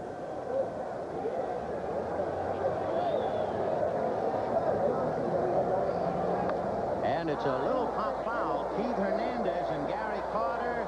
Hernandez, and what a job of pitching by Terry Leach. The Cubs get 2, but they could have had a lot more, and at the end of 4, 3-2 Chicago. We'll be right back after these messages from your local station. The old song said, "Mad dogs and Englishmen go out in the noonday sun." Meanwhile, managers stay in the dugout and die a little bit, and every now and then a big moment goes his way. The foul ball to Keith Hernandez. The Cubs blow up golden opportunity, and meanwhile Terry Leach has made 84 pitches in the heat and needs that ice-cold towel. Tell you, Leach did a good job because he threw the ball, but Vin, that's the thing I'm talking about, where catchers can't be judged on just their hitting. Gary Carter did an outstanding job of making sure that he would not come inside to Dawson. Jamie Moyer working on Rafael Santana. Ground ball to short, and Quinones takes care of him, 1 away.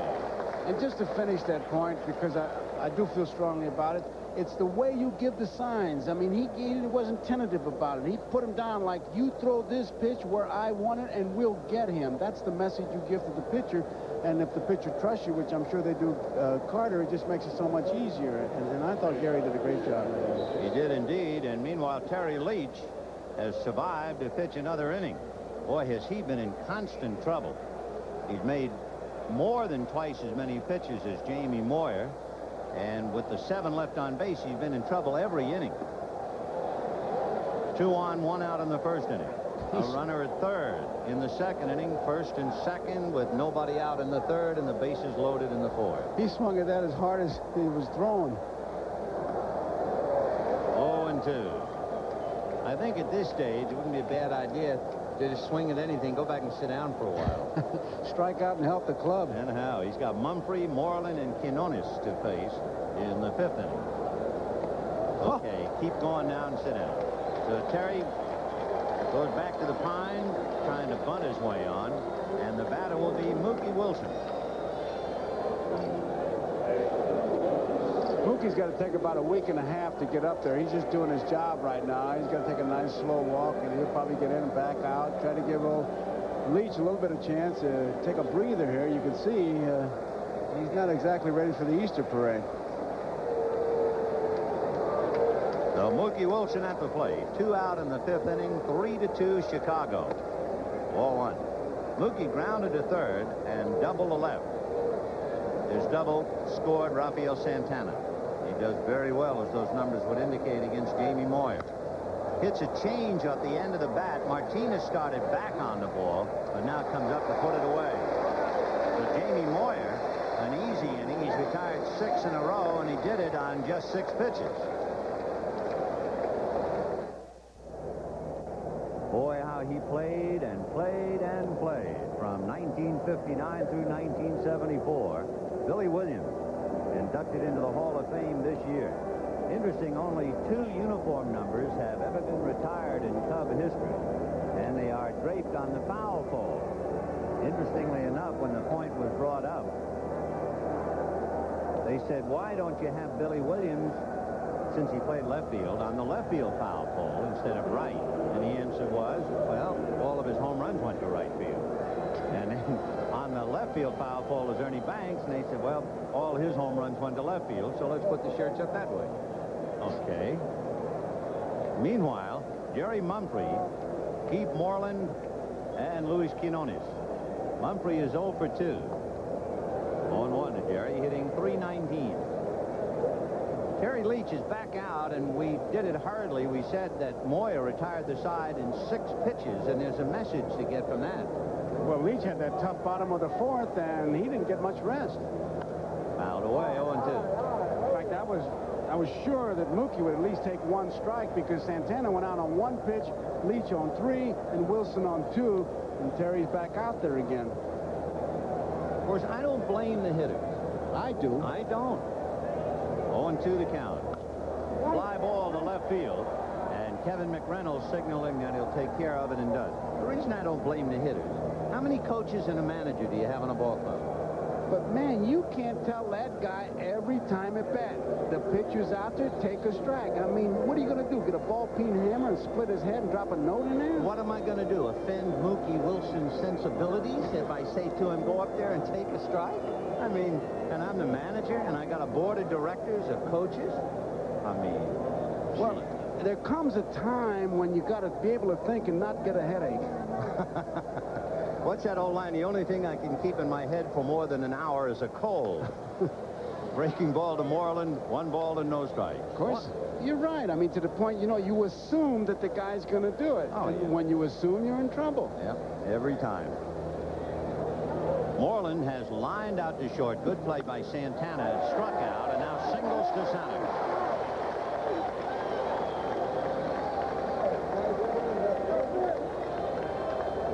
So 9 hits for the Cubs. Leach has been in trouble all day. And Luis Quinones has put him in trouble with 2 doubles.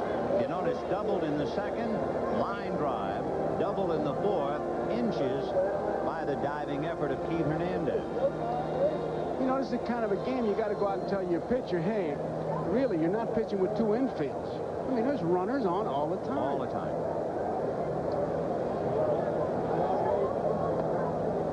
One ball and no strikes. Remember, the Cubs in 4 innings stranded 7. It's been standing room only on the base path for the Cubs. They lead 3-2, bottom of the 5th.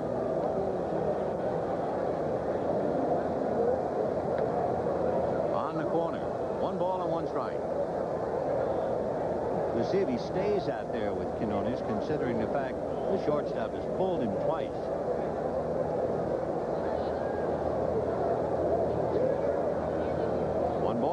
Strike. And he goes the other way with the outside sinker, a fly ball to left, and McReynolds makes the catch with Moreland back to first. So he stayed outside. Quinones tried to go with him, flies to left, and we'll pause briefly for station identification. This is the NBC television network. This is KPNX TV, Phoenix Mesa, your stereo station. Jody Davis has fly to center and then hit the line drive off the glove of Rafael Santana. I just looked at my score sheet, 25 batters and 12 of them have reached base. Yeah, it has really been a struggle, but to his credit, Leach is still out there. 2 out in the 5th inning, 3-2 Chicago, and here's Jody. 1.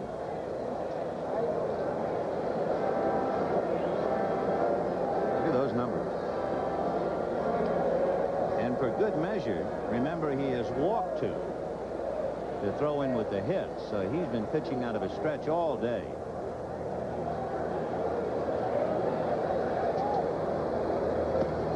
One and one.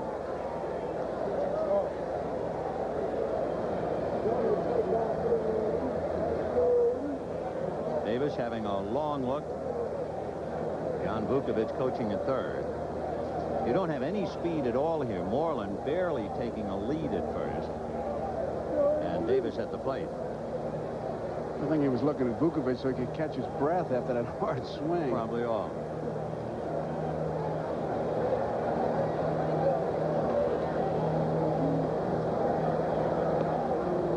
Two balls and 1 strike. This is one of the few times when you're batting 8th, as we look at Vukovich, that you might get some strikes to hit. Because you've got 2 men out, pitcher coming up next. You'd like to have that pitcher lead off the next inning. Usually when you hit 8th and you got a man on, you have to widen your strike zone to drive that run in. 2-1 to Jody Davis. Fouled away off to the right, and the count 2-2. Sellout crowd at Wrigley Field. This year, so far, the Cubs have played to over 1.5 million. They're averaging 27,000 a game. And they'll be in the middle 30s today and again tomorrow. Ron Darling tomorrow, probably against Ed Lynch. 3-2 Chicago, bottom of the 5th. Deuce is wild on Davis with Moreland at first.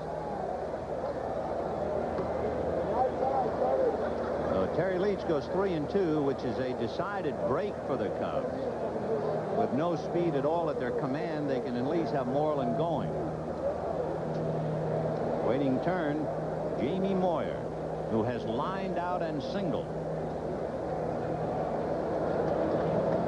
Now Randy Myers gets up down in the Mets bullpen.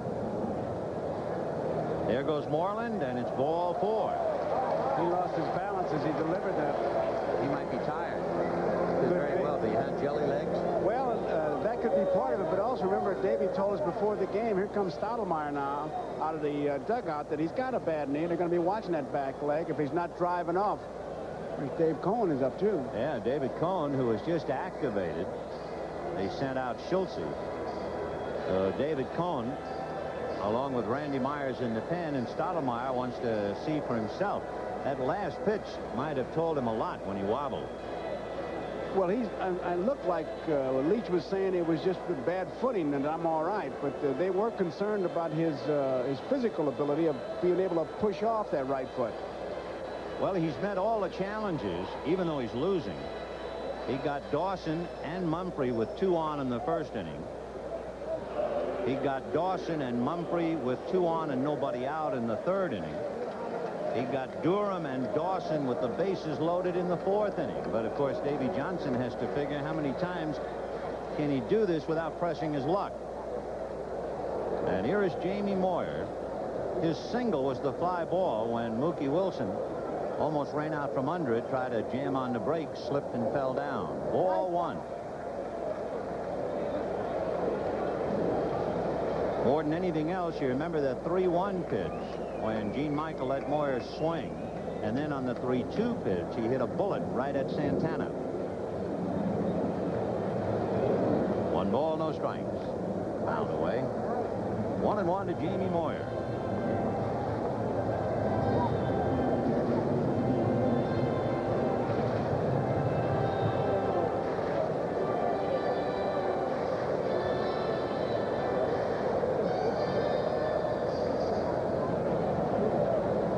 Two out in the 5th.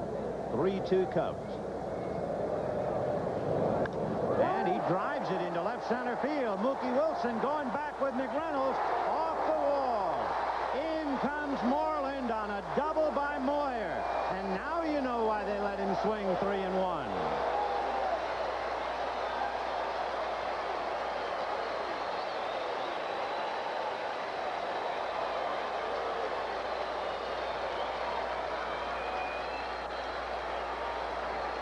And that will be all. Davey Johnson heading for the mound. 5 doubles and a home run. A total of 10 hits. Good for 4 runs. And while he is still in the game, Johnson is forced to go to the bullpen, and Randy Myers, a left-hander, will be brought in to pitch to Dave Martinez, who is a left-handed batter. So Terry Leach finally runs out of good fortune. Right now, here's another edition of Baseball Remembers. Old Spice presents Baseball Remembers. Brought to you by new wide Old Spice Fast Track deodorant. Fast Track blocks odor better than the leading men's deodorant. That's all-out protection. Carl Yastrzemski remembers winning the Triple Crown in the Boston Red Sox impossible dream year of 1967. I've always said winning the Triple Crown, I would have never won the Triple Crown in '67 if we weren't involved in a pennant race, because you weren't thinking about winning a Triple Crown. You were going to the plate, taking one at bat at a time and hitting what the situation called for to help win a ball game.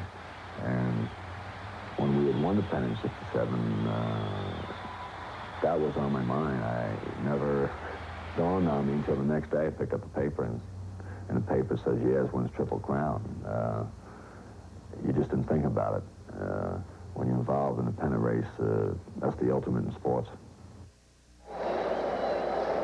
Terry Leach, who has been hammered in 4 2/3 innings, and yet the damage is not as bad as you might expect.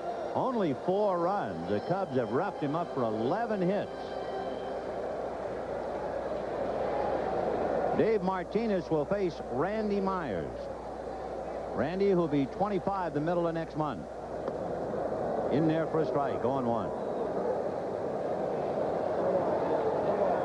Martinez doubled in the first inning to left.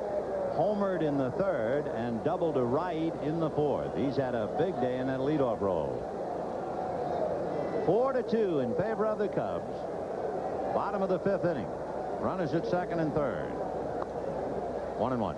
Well, what runs managers crazy is when you look at what Leach was able to do to Durham and Dawson, the third and fourth place hitters, and then you let a pitcher hit a two-base hit off the wall. That means just one thing, that for some reason, maybe concentration is gone, and you're not pitching as hard when you're in trouble as you do when you stay out of trouble. The 6 extra base hits. Quinones has 2, Moyer 1, and Martinez 3.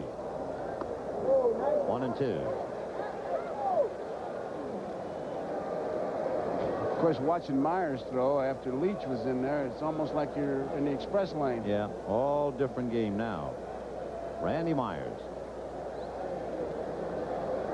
Jody Davis at third, Jamie Moyer at second.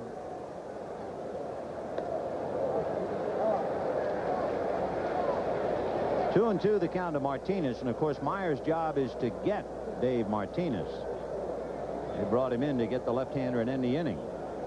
Ryne Sandberg on deck. 2 out. Got him. So he did his job. He came in and blew him away. For the Cubs, they get 1 run to go out in front.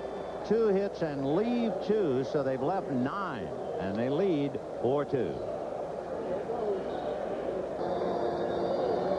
The Mets have had a scrambled pitching staff ever since the year began. They've had 11 different starters pressed into service.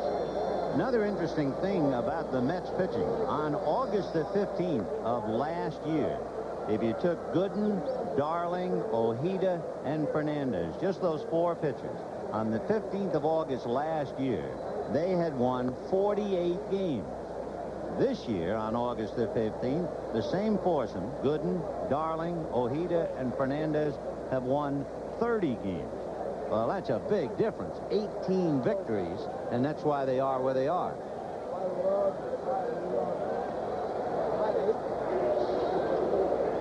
Darling will be pitching tomorrow as he studies the chart. He'll be working probably against Ed Lynch, although the Cubs have not announced. Jim Tuffle, Keith Hernandez, and Darryl Strawberry. With the Cubs leading 4-2, but waste not, want not, the Cubs have stranded 9 men in 5 innings. The Mets have left only 2. Strike. Tuffle fouled out and popped up. He hit that towering pop fly that was caught by Jamie Moyer, and I think Tim was so busy watching the pop fly he forgot to run. He barely left the box.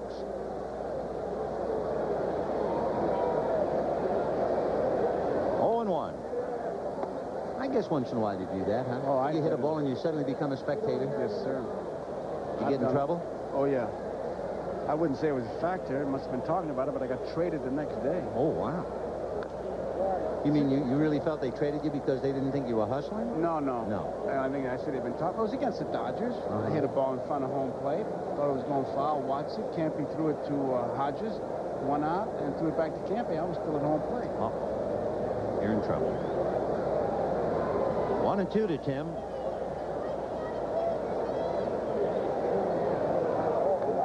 And he chased that sinker. Down he goes.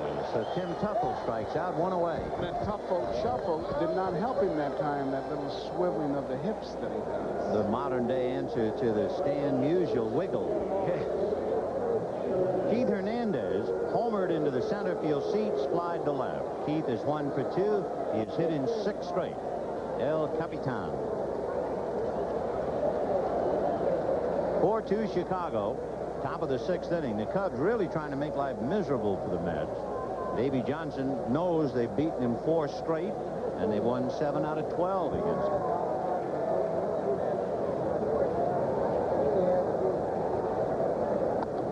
Sandberg just about on the rim, a very deep second base, and Durham is deep at first. This has nothing to do with the game. Why is it that every time you take a close-up, a baseball player spits? Pavlov's dog. They hear a bell go off, I guess, when they see the red light. Hockey players don't do that, do they? Football players? 1-1.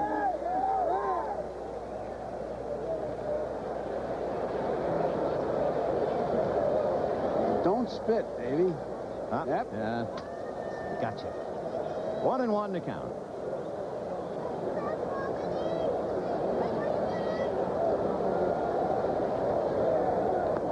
Big breaking ball for a strike, and the count 1-2. Boy, with this humidity, as we look at Strawberry on deck, this humidity, Hernandez's uniform really would be a good one for the detergent commercial. Get that sucker clean. Look at it. Soaking wet, and when he made that dive on the ball hit by Quinones, the dirt just turned to mud and stuck to him. Of course, in the old days, when they wore flannels, the heavy flannel uniform, their uniform would weigh 10 pounds. These lightweight ones are okay. I would think today the wristbands would help. 2-2. And evidently on the corner, half swing, and Keith can't believe it.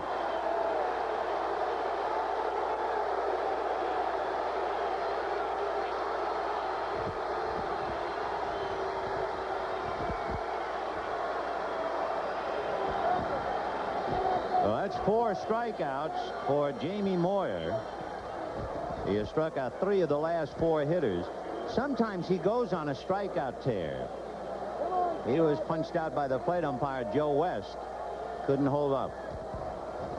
So Darryl Strawberry, the hitter, flied to left and singled to right. Right. Strawberry was beamed, you might remember, by Mike Mason. Had a stiff neck. Came out, but he's okay. Meanwhile, Mason is on the DL. 0-1. Fouled away. 0-2. Seems to me like Moyer's throwing harder this inning. More fastballs. He'll do that. He'll suddenly go on a tear. In July, he struck out 7 straight Giants.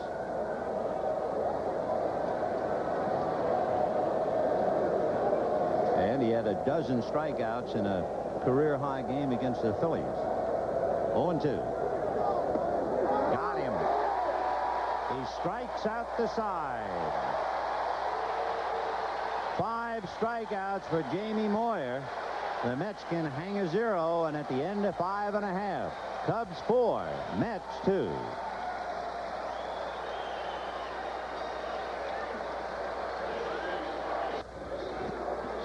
Come back with an important final. The Chicago White Sox have beaten the Toronto Blue Jays 1-0. Richard Dotson beat Jim Clancy.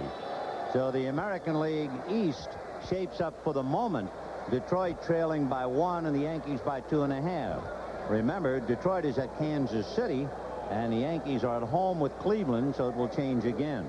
But Toronto shut out 1-0.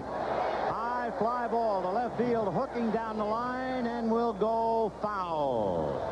With that wind blowing out, it had a chance to hook around the foul pole, but it finally stayed foul and 1 out. Brian Sandberg popped up, single to left, single to third. So he's 2 for 3, has a 9-game hitting streak, and he's batting .314.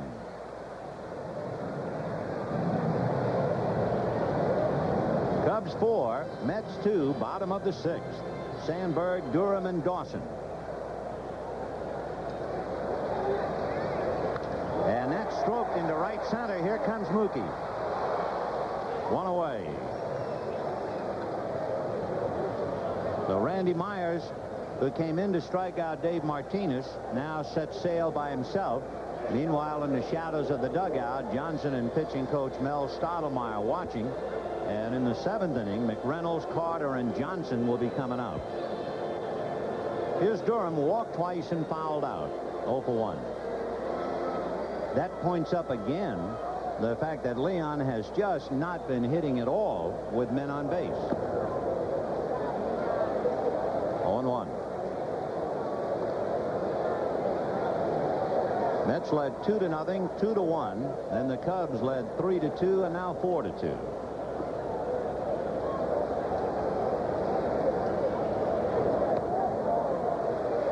To Leon Durham. Well, you can see why this guy is tough on left-hand hitters. He just blows that ball by him, and then that breaking ball, when he threw Durham, he just had him bailing out. He has a wonderful arm. Randy Myers.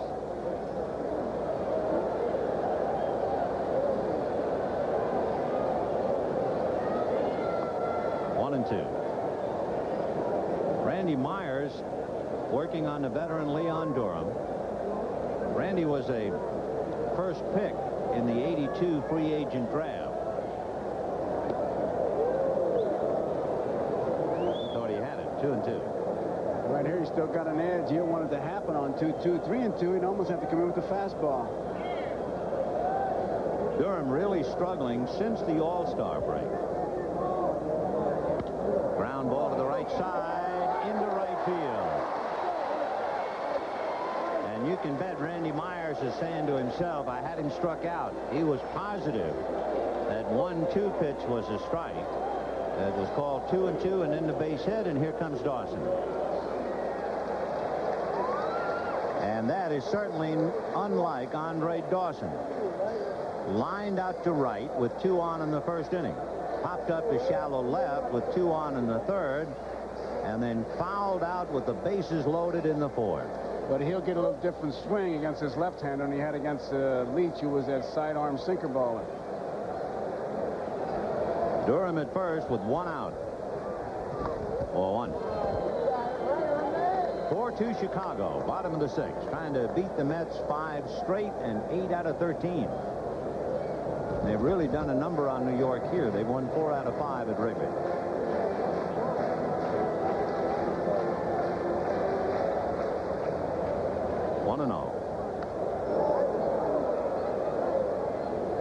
All of the other swings, he was chasing breaking balls, but he went after the heat on that one. 1 ball and 1 strike to Andre Dawson.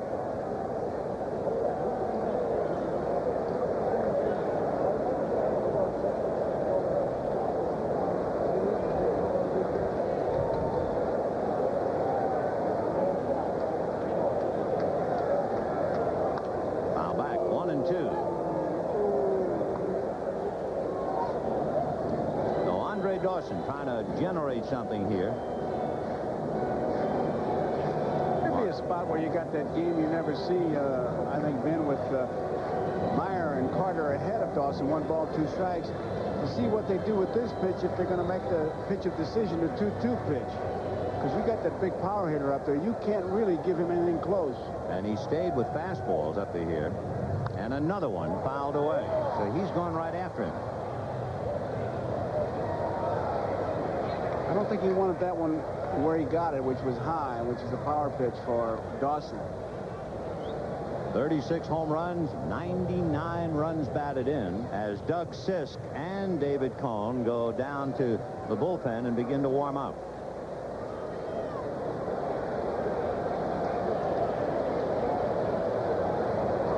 One and 2. Another fastball whacked into left field.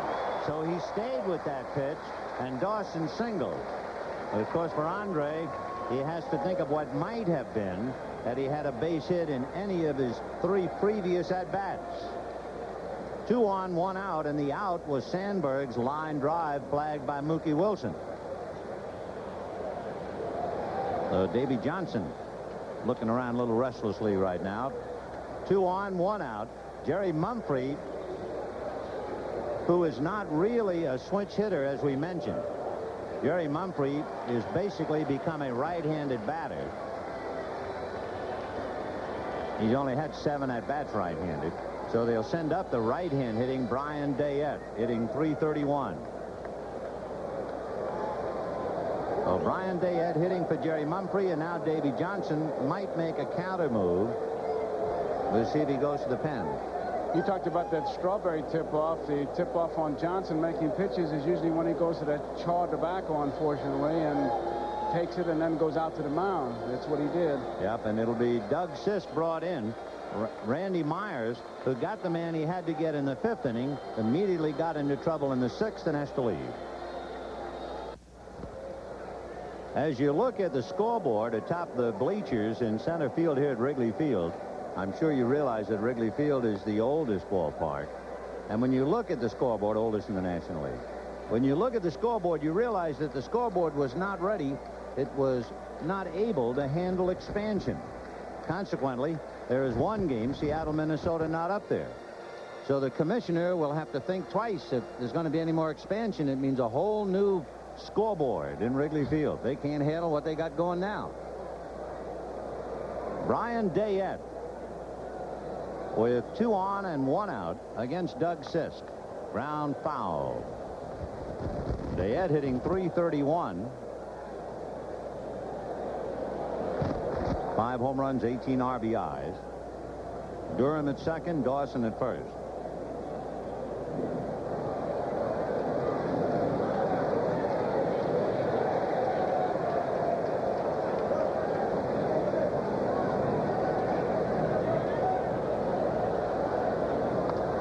One ball, one strike.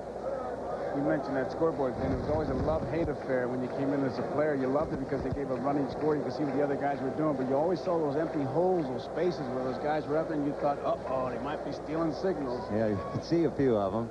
Yeah, Sam. 1 ball, 1 strike. Fouled away. And it was easy, too, to do that from center field, not from the scoreboard. I'm not accusing anybody, but I do know where they would have a signal from out there to the bullpen along the third base line, the guy with the towel, and you went up to hit, and all you had to do was look at the guy with the towel. If he had it around his neck, fastball, didn't have it on, something else. It came that fast.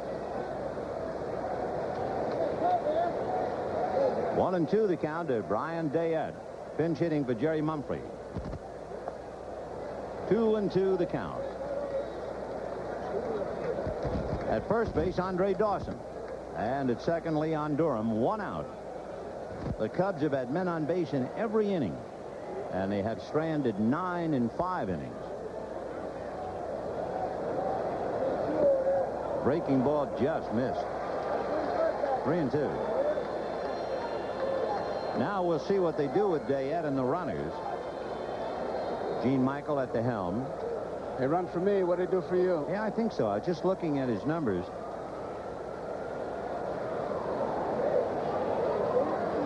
Runners not going, and the fastball is popped in the air back of third and down the line. In foul ground, a trio of Mets. The middleman, Santana, makes the catch.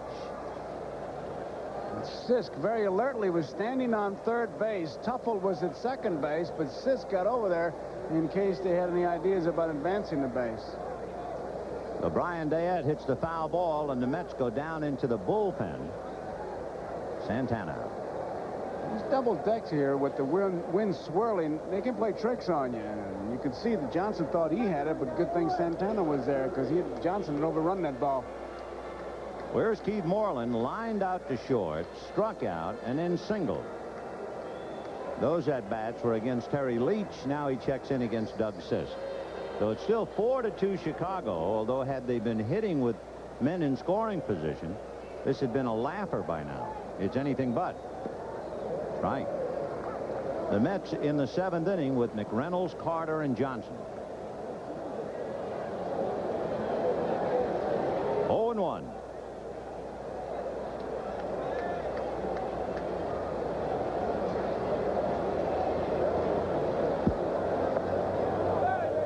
One ball and 1 strike.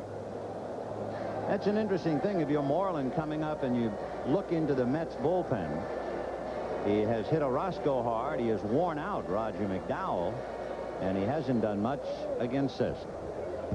That might surprise some people. 1-1. Ground ball hard, backhanded by Hojo, makes the throw to Hernandez. The tag required, and he got him. Oh, what a play. A good stop by Johnson, an errant throw, and a fine play by Hernandez at the other end. And the Cubs lead 2 more. They've left 11. We'll be right back after these messages from your local station. You are going to take a second look at a good play, but before you do, think about this. Was the play necessary? Remember, there were runners at first and second with 1 out, but with 2 down, and check the runner coming down from second base. What do you think, Joe? Well, when I saw it, I didn't think he had to play at third, but he's got plenty of time because the runner will just now start to come into the picture. There he is. Look how much time he had. Hernandez makes a great play here, dancing off the bag and alertly getting Moreland. Back to live now, and the first pitch to Kevin McReynolds fouled away. 0-1. The contrast between Jamie Moyer and Terry Leach was rather apparent at one stage. Leach had made more than twice as many pitches as Moyer. There's another reason why Jamie's still out there. A drive into left center field. Martinez and Mumphrey watching that one go into the bleachers. Kevin McReynolds, a line drive home run. Boy, did he bury that thing. And that makes it Cubs 4, Mets 3. And his expression will not change. In fact, I was kidding him at the batting cage. I said, the guys ever needed you about your expressions? He said, no, I bring the same face to the ballpark every day. And then you can see the happy fan got it. Low line drive that just cleared that left field fence back of the bleachers. He hasn't changed yet. You don't know if he struck out or hit a home run. The hitters would be ready to go first ball hitting against Moyer anyway. He hasn't walked a batter. He's gone to a 3-ball count on only one hitter. That was Hernandez, who homered in the first inning. And that's ball 1 to Carter. Carter's had his problems because he's able to change speeds and keep that ball the outside part of the plate. Now, if he goes fastball to him, he's really getting away from what he used to get him out. 1-0. Change, whack down the left field line, base hit. So the Mets now try to come back, and they have the tying run at first, and nobody out. Johnson, Santana, and the pitcher spot due out. Got that ball the inside part of the plate and up, and Carter knew what to do with it.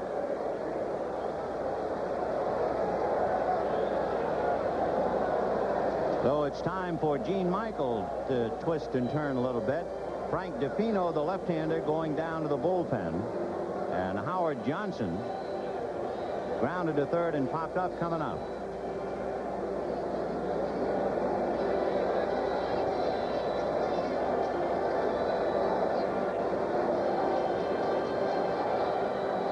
(4-3) Chicago in the 7th.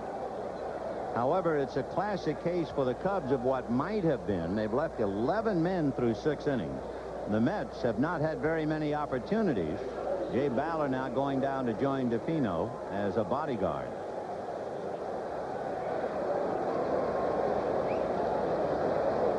The Mets have only left 2 men on base through their 6 innings.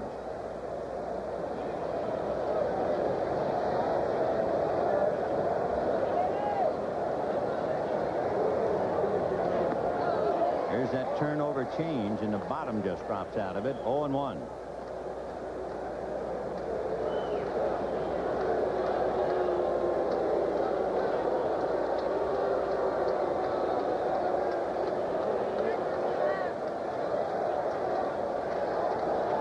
Jamie Moyer, 9 wins, 9 losses.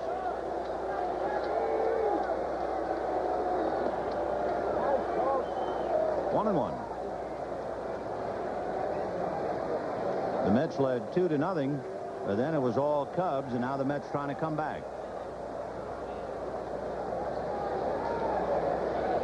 It was 9 days ago that the Cubs checked Howard Johnson's bat, or at least requested the umpires to check it. He has not hit a home run since then. Ball 2. 2-1. Boy, that has to be one of the big surprises of the year. 27 home runs for Howard Johnson.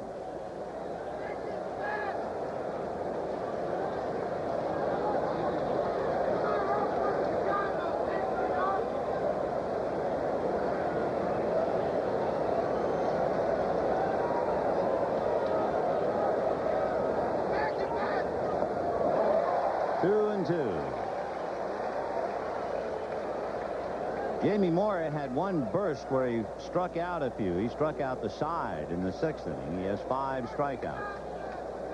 No walks. He's going back to the way he started pitching in this game. In the 6th inning, he was throwing harder. Right. Now he's back to finesse. Standing at first, the tying run, Gary Carter.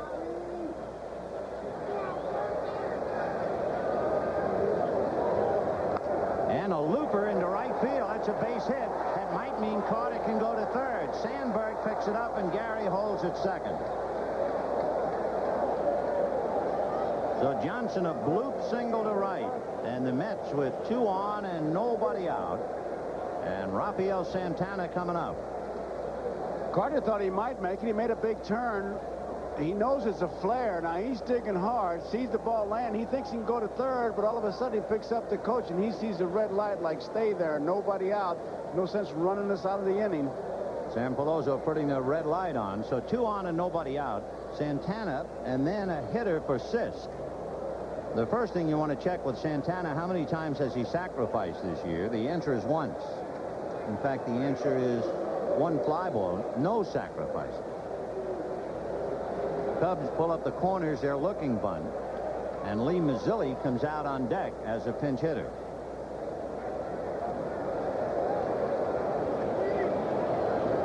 The bunt foul. It's tough in that 8th slot to get a lot of sacrifices with that pitcher coming up next, but a spot like this, you got a pinch hitter coming up. Now Santana's going to talk to his third base coach and get it straightened out. But that last attempt, I mean, that'd make you start thinking about it. Maybe we should switch off, because that was not a very good attempt on what looked like a pretty good pitch to bunt.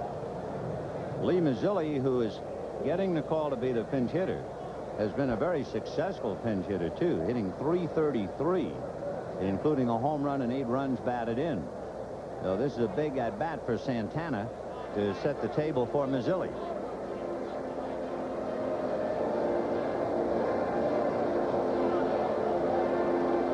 You wonder on this whether he chipped that bat or whether he has a different bat for bunting.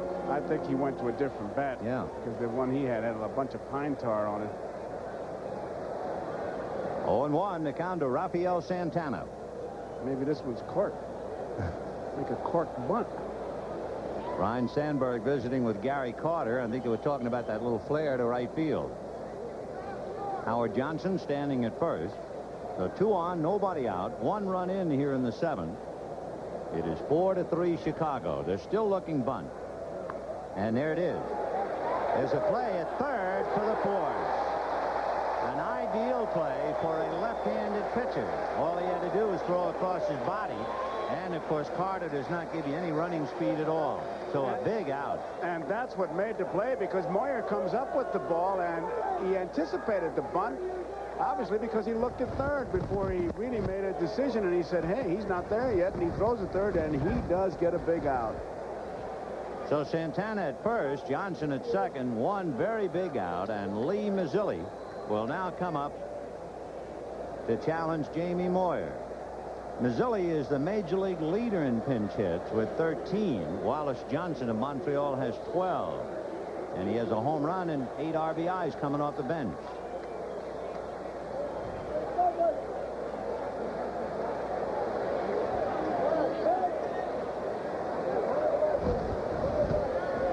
.4-3 Chicago. Top of the 7th inning, 1 away. Johnson at second, Santana at first.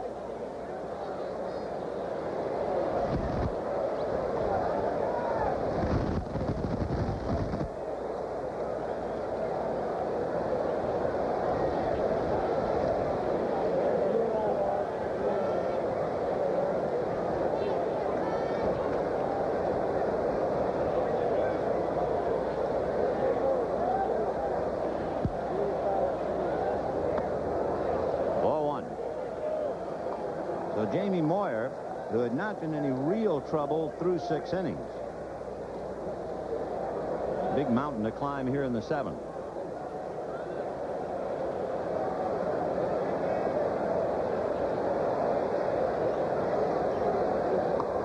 Trying to keep that ball inside and to count 2 balls, no strike. Well, with that 1 less man on the roster, a guy like Mazzilli really becomes important because he's a switch hitter. And you can put him in against the right-hander or the left-hander, just like over in Detroit, Mike Heath being able to play all those positions. 1 less man on the roster, you make different moves. Mazzilli hit his home run right-handed.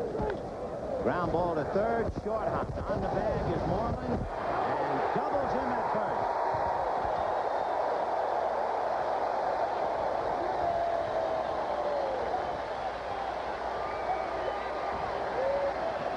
So it's the Cubs who get off the hook in the 7th inning, and they lead by 1, 4-3. Now here's another edition of the 7th inning stretch. Gatorade Thirst Quencher presents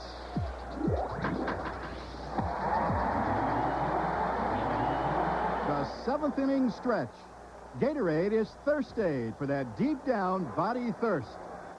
In 1985, this Montreal Expo drove in 100 runs, most RBIs by any shortstop in the National League in 25 years.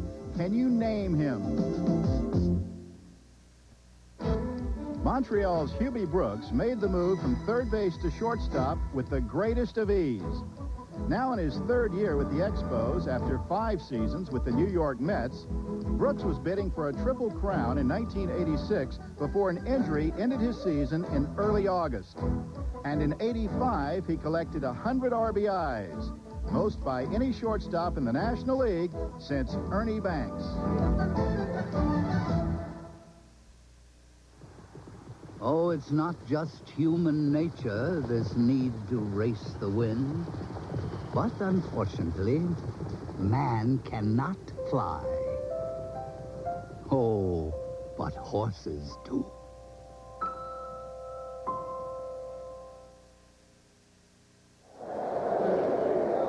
Cubs leading the Mets 4-3. David Cone becomes the 4th Mets pitcher. Leach, Myers, Sisk, and now David Cone, who was activated Thursday from the disabled list, and the Mets outrighted pitcher Don Schultze to Tidewater. Cone was 2-2 when he fractured the 5th finger of his right hand while attempting to bunt against the Giants. That was back in May, and he was trying to bunt against Atlee Hammaker. So they worked 3 times at Tidewater under the rehabilitation program, and now here he is dropped into the fray. Luis Quinones followed by Jody Davis and then Jamie Moyer. And for the Mets, thoroughly frustrated. After the Cubs squandered so many opportunities, the Mets had a golden chance in the 7th to at least get even, and there were 2 outs at third.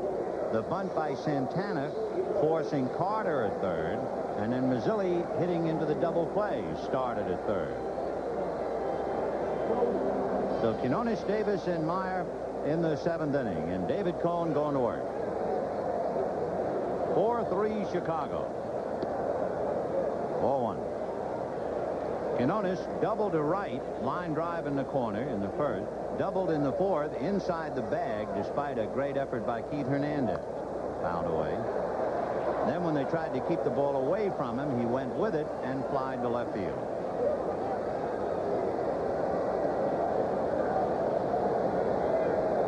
DePino continues to throw in the Cub bullpen, so it could be they're thinking about a hitter for Moyer. 2-1. I see Rafael Palmeiro has a bat in his hand and a helmet on his head, so I assume he's going to be batting for Moyer. Foul ball.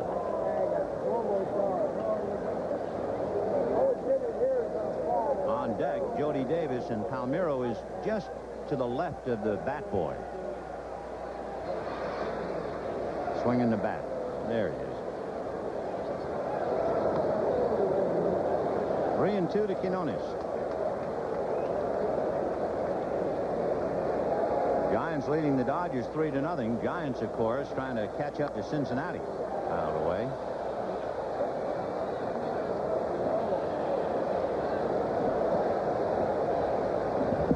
Lots of blue skies we're happy to report after the weatherman talked about rain and there's high humidity in Chicago.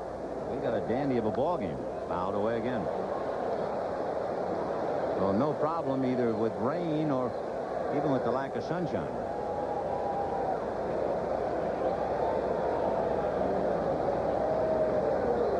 The Mets led 1-0, 2-0. Then the Cubs made it 2-1. The Cubs led 3-2 and 4-2, and the Cubs now lead 4-3. Line drive, speared by Santana. Hit that off the end of the bat. If he stings it, I think he gets out there, but he really didn't get it on the fat part of that bat. And Santana, I tell you, makes another good play. Times it perfectly. Rafael, as we were commenting earlier, playing super shortstop of late. Takes another base hit away, and that will bring up Davis with Palmeiro on deck.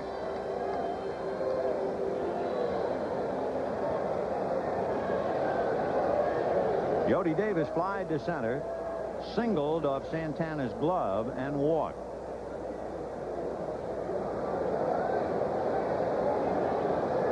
Boy, that's something to have your name close to Gabby Hartnett's in the Cub book.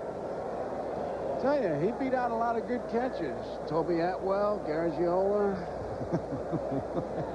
Harry Cheedy, Clyde McCullough. Base hit into left field.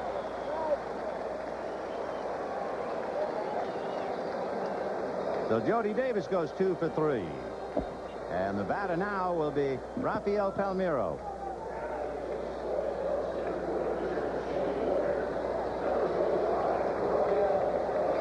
Palmeiro coming up against David Cone. He's from Havana.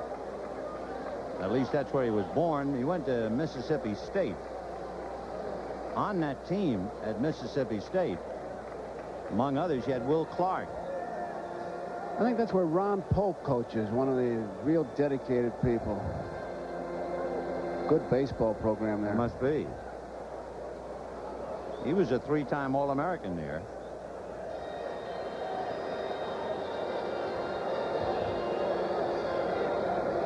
One away, Davis at first. Strike. Palmeiro, when he got out of Mississippi State, he graduated with a degree in commercial art. Meanwhile, Herm Starrett consoling Jamie Moyer and congratulating him at the same time. Gave it his best shot in the heat, and he goes out winning. 0-2 to Rafael. Dave Martinez, the leadoff man on deck. If you're not keeping score and you wonder about the Mets, when they come up in the 8th inning, and remember, Frank DePino will be pitching, they're due to send up Wilson, Tuffle, and Hernandez. In the dirt, 1 ball, 2 strikes. Holding at first Jody Davis, who doesn't figure to gamble at all on the base pass.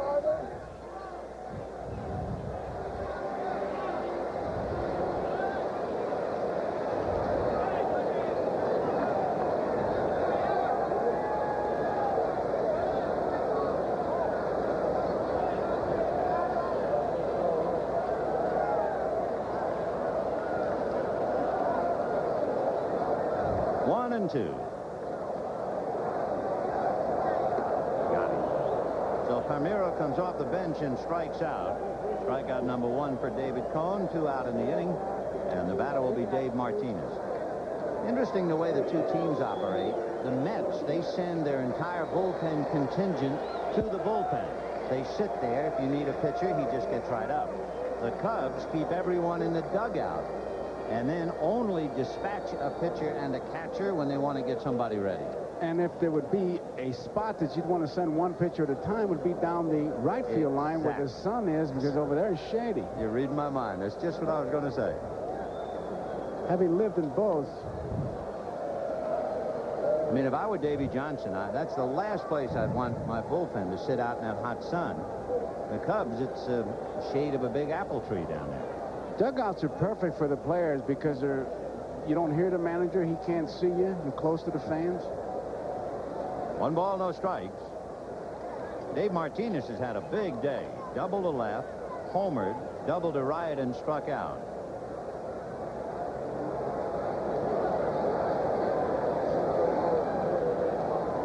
Keith Hernandez not holding Jody Davis, who, by the way, does have 1 stolen base. Probably a busted hit-and-run play. Sometimes it's a delayed steal. And I'm telling you, it's funny to watch, and you've seen it, I know, where the catcher will start to run on delayed steal, and the other catcher is in shock. Is he serious? And that's ball 4. So David Cone, with 2 out, walks Martinez, and that will bring up Ryne Sandberg. The Cubs continue to get people on. Cubs have left 11 men in 6 innings. They lead 4-3. Ryne Sandberg trying to make life miserable for Davy Johnson. Sandberg has popped up, singled twice, and lined out to Mookie Wilson. So he's 2 for 4.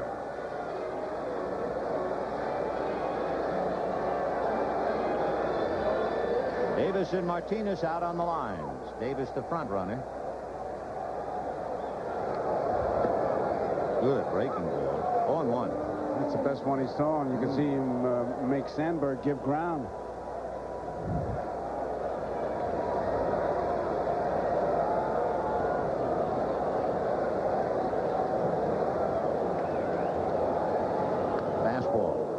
First the breaking ball and the fastball, and the count David Cohn's way. 0-2. Here's the spot I always like to see a pitcher just be around that plate. And guys that have that good sinker, or Carlton when he had that hard slider, would give the illusion that it was a strike and it would drop out of the zone. This is the perfect spot. 0-2. Breaking ball. Wait a minute. The hitter backed out, and they're going to call a balk. It looked like Sandberg first had just backed off, but the balk was called before that. Evidently, Ryan heard the call by plate umpire Joe West. So on the balk, the runners move up. The second and third. Usually it's because he doesn't stop long enough. Let's see. Nope. He called it right then. And Carter didn't believe it. But I'm sure Cowboy Joe West said, believe me. That's the fourth balk charged to young David Cohn. And, of course, look at the record. We're on our way to that one. Probably, 1.5 times as many balks, at least, in the National League as there has been called in the American League. 0-2 to Sandberg. A very big at-bat now with runners at second and third.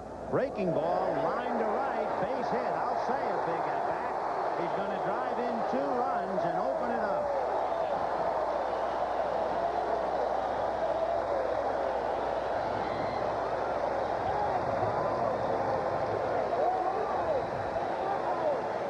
On an 0-2 pitch. Hit it off the end of the bat, just flared it out there.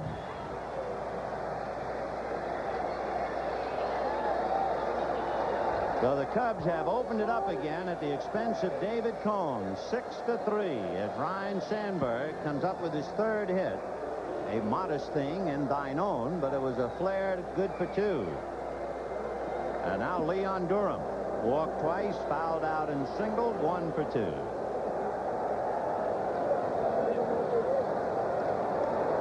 So that balk is a killer. And on a count, no balls and 2 strikes, when it appeared as if David Cohn was very much in command. And Sandberg goes, ball 1, the throw down. They got him with Santana applying the tag, but it comes much too late. As the Mets see the Cubs come back with 2 more, and at the end of 7, Cubs 6, Mets 3.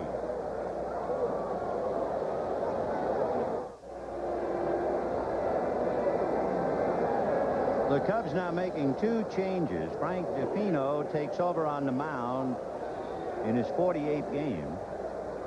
And the new shortstop, Paul Noche, picking up Paul Noche for Luis Quinones. N-O-C-E. Carter really makes a good throw here. Really got rid of that ball in good shape with something on it. I watched Santana. All I had to do is catch it and drop the glove. Just perfect. When you throw that ball to that first base side of second, that's just absolute perfection. You know, there's a footnote to that play. Ryne Sandberg had stolen 16 out of 17. Only the second time he's been caught this year. So Rhino is hung out to dry. The inning is over, but the Cubs settle for 2 more and lead 6-3 as we go to the 8th. Room service, please, for Gary Carter. It can get hot back there. Frank DePino will be pitching to Mookie Wilson, Tim Tuffle, and then Keith Hernandez. Mookie grounded to third, double to left, line to center. 6-3 in favor of the Cubs. Top of the 8th inning. Ball 1. You know, one of the reasons it gets hot is watch what happens. Now, he's between the batter and the umpire's leaning over you, and right about now, watch what happens here. Look at him coming over. Ball 2. And Cowboy Joe West is no different than anybody else. I mean, he doesn't exactly smell like the Giorgio perfume counter. And that adds to it.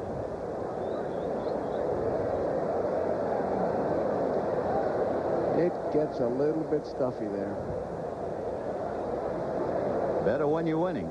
Oh.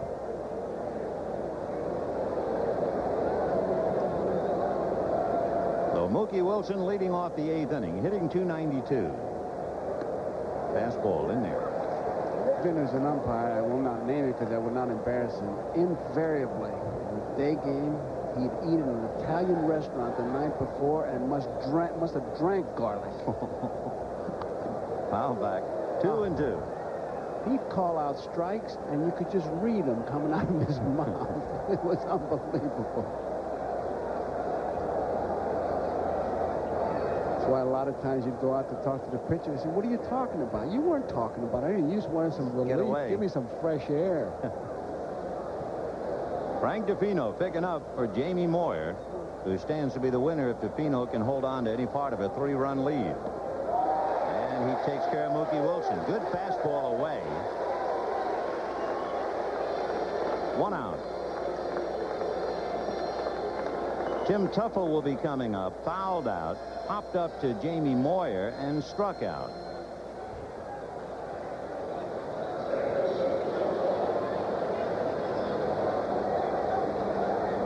As you can see, he's having a banner year compared to his career batting average. Now we're going to watch that Tuffle shuffle. There it goes. Ah, yes, orthopedically perfect. Right. Put a sign up there, batteries not included. Yeah.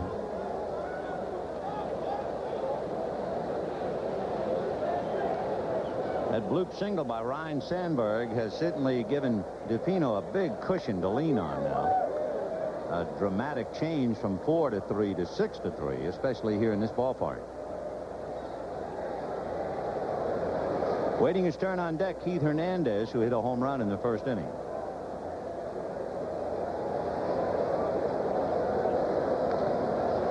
One and two.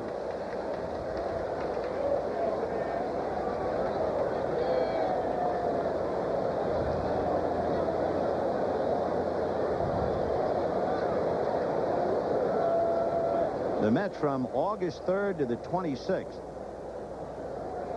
play 23 games, only 4 of them on the road, and the 4 are right here at Wrigley Field. Now the Mets will have a very good home record. They'll try and settle in at Shea. That takes care of Tuffle. 2 strikeouts for Frank DePino. And the batter will be Keith Hernandez. So a long day for Tuffle.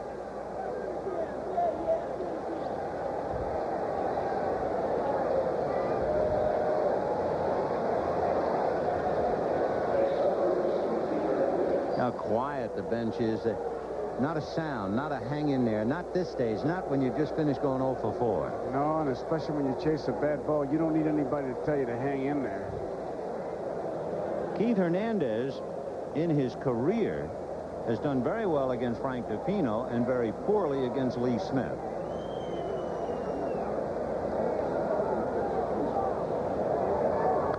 Fouled away. Hernandez started the Mets off with a home run in the seats in dead center in the first inning. It was his 12th home run of the year, 59 runs batted in. Since then, flied out, struck out.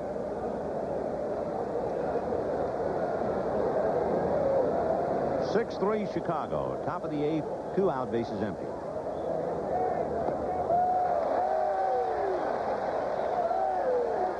He's chasing some bad balls. Must be the delivery that's kind of throwing him off.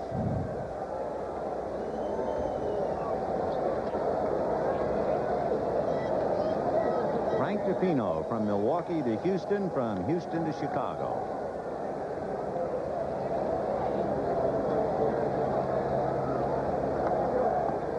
Boy, he's really trying to keep that ball in on him. 1 and 2.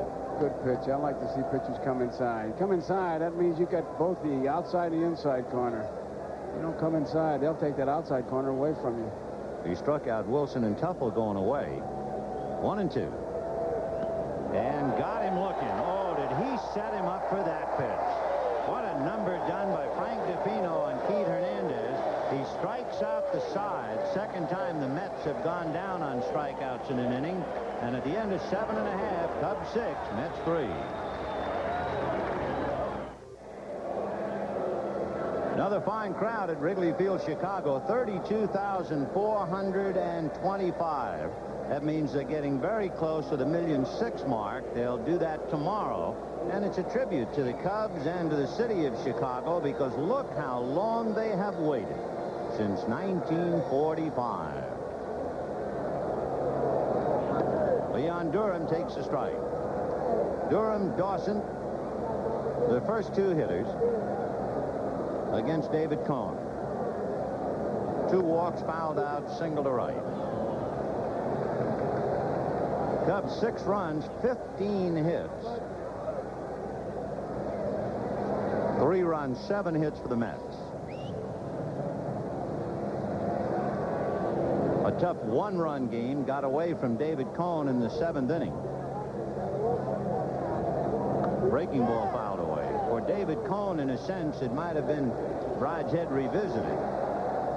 In his first start for the Mets, he was visibly upset over a couple of balks.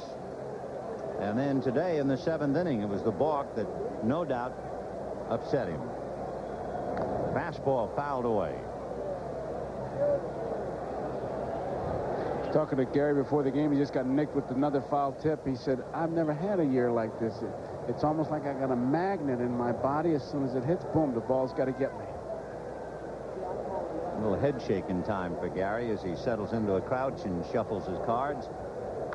And there's one high and deep and gone. That's way across Sheffield Avenue.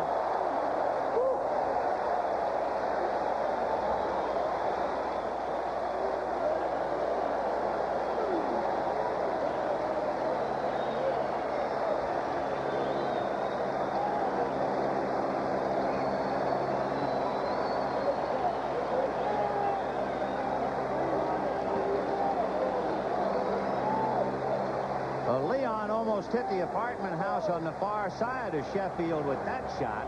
Looked like it cleared the tree out there in the street. The big guy really bombed one.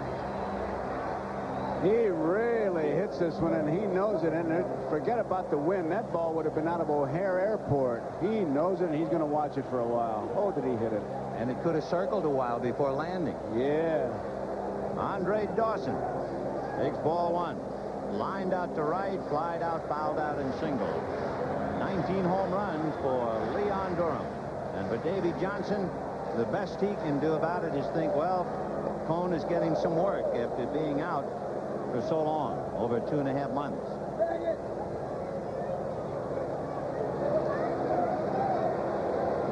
So it was 4-3 when David Cone came in. It is 7-3 Chicago in the 8th inning. The Mets have Strawberry, McReynolds, and Carter in the 9th. 2-1. So the Bull. Boy, 2 ears and a tail on that one.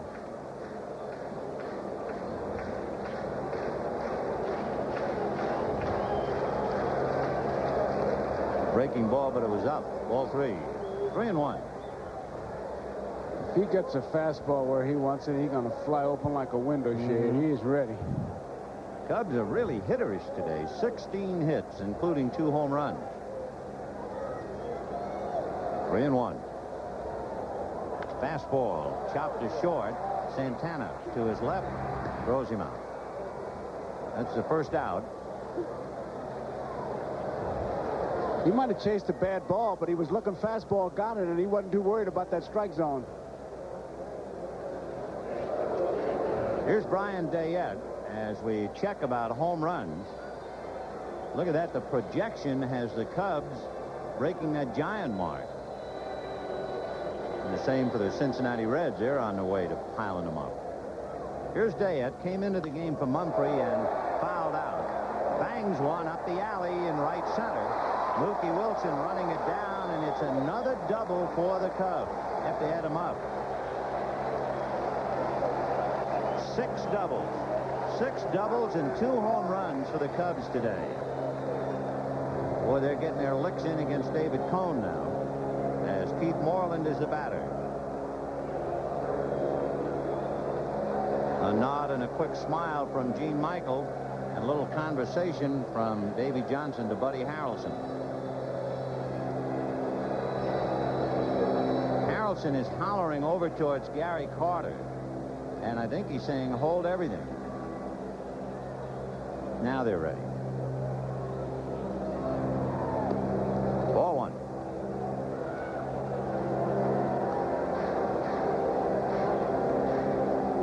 Paul Noche, the shortstop, is on deck.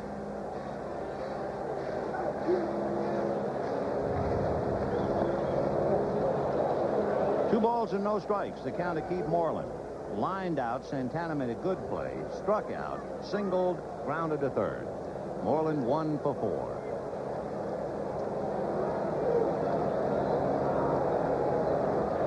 Fastball. Popped it out. It'll be Keith Hernandez coming in towards the mound. 2 down in the 8th inning. And that will bring up Paul Noche. Noche finishing for Quinones and hitting .226. A lot of fellas playing shortstop for the Cubs ever since Sean Dunston broke a finger.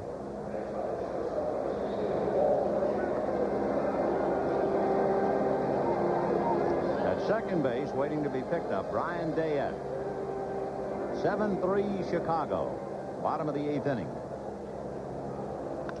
High fly ball to center. Mookie Wilson has that one on the radar screen, and that's that. 1 run, the home run by Durham.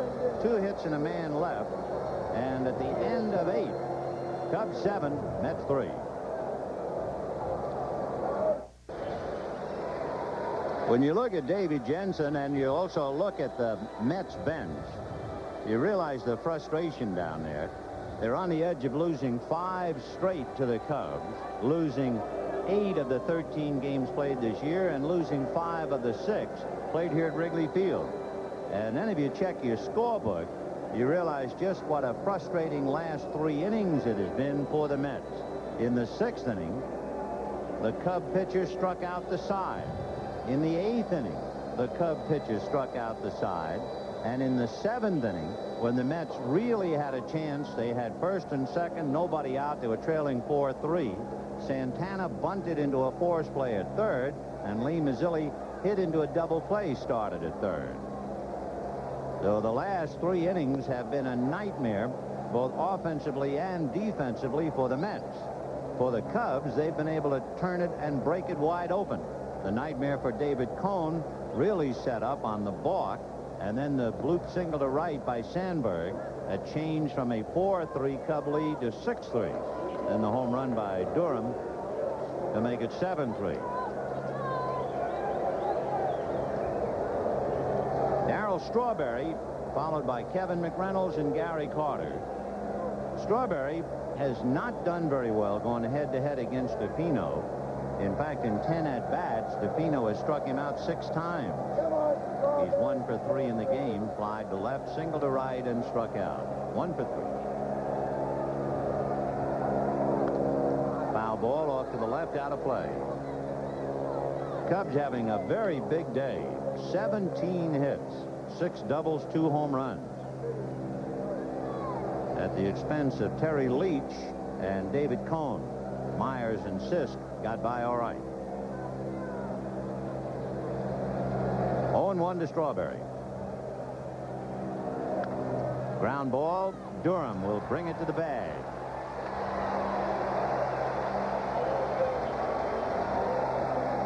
One away in the 9th inning, and Kevin McReynolds coming up. Flied to left, hit into a force play, and then Kevin hit that low line drive home run that just began to take off like a 2-iron and cleared the bleachers in left field. On deck, Gary Carter. Who's 2-iron? Oh, Jack Nicklaus. I use a 2-iron to retrieve balls under a bush.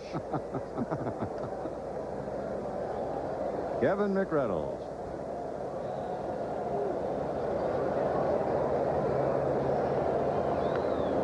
Right.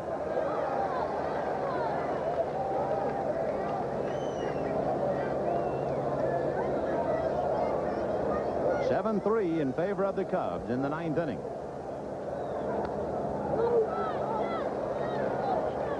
The Mets, they began the day 5.5 behind the Cardinals. The Cardinals are at home tonight against Philadelphia. It'll be Kevin Gross and Bob Forge. On deck, Carter and Johnson. You talk about this Wrigley Field being sold out. The Cardinals are sold out for the weekend. Baseball is really having some year. And next week, next Saturday, we take a look at Mark McGwire. And that takes care of Kevin McReynolds. So that's the 4th strikeout for DePino and the 9th Met to strike out today. So with 1 out to go, Gary Carter stands in the way. Gene Michael, 1 out away from beating the Mets 5 straight. And the crowd of 32,000, they're all up now. As Carter, 1 for 3, climbs in. Fly to center, struck out, and single to left.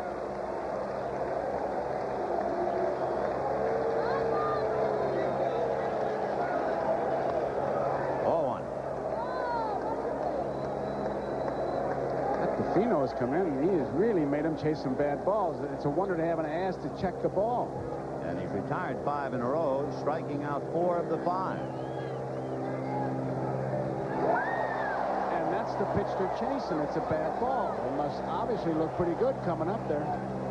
1-1 to Gary Carter.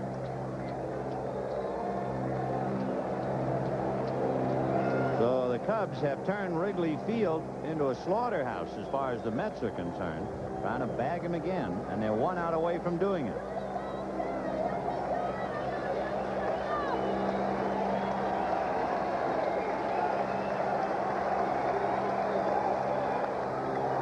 Off the end of the stick, and the count 1-2. Now with 2 strikes on Carter, the crowd wants to see DePino blow him away. Gene Michael doesn't care how he gets it, just as long as he gets the last out.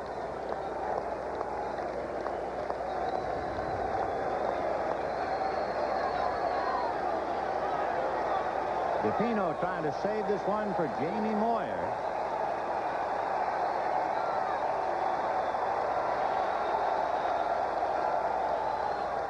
Two and two.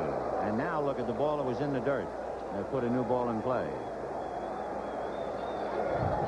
This crowd's going to tell you what Carter does, aren't they? Oh, yeah. It's great. 32,425. Cubs will go over 1,000,006 tomorrow. The Mets have already gone well over the 2 million mark. 2-2. Ground ball to short. Big hop for Paul Noche. That's it. Buenas noches.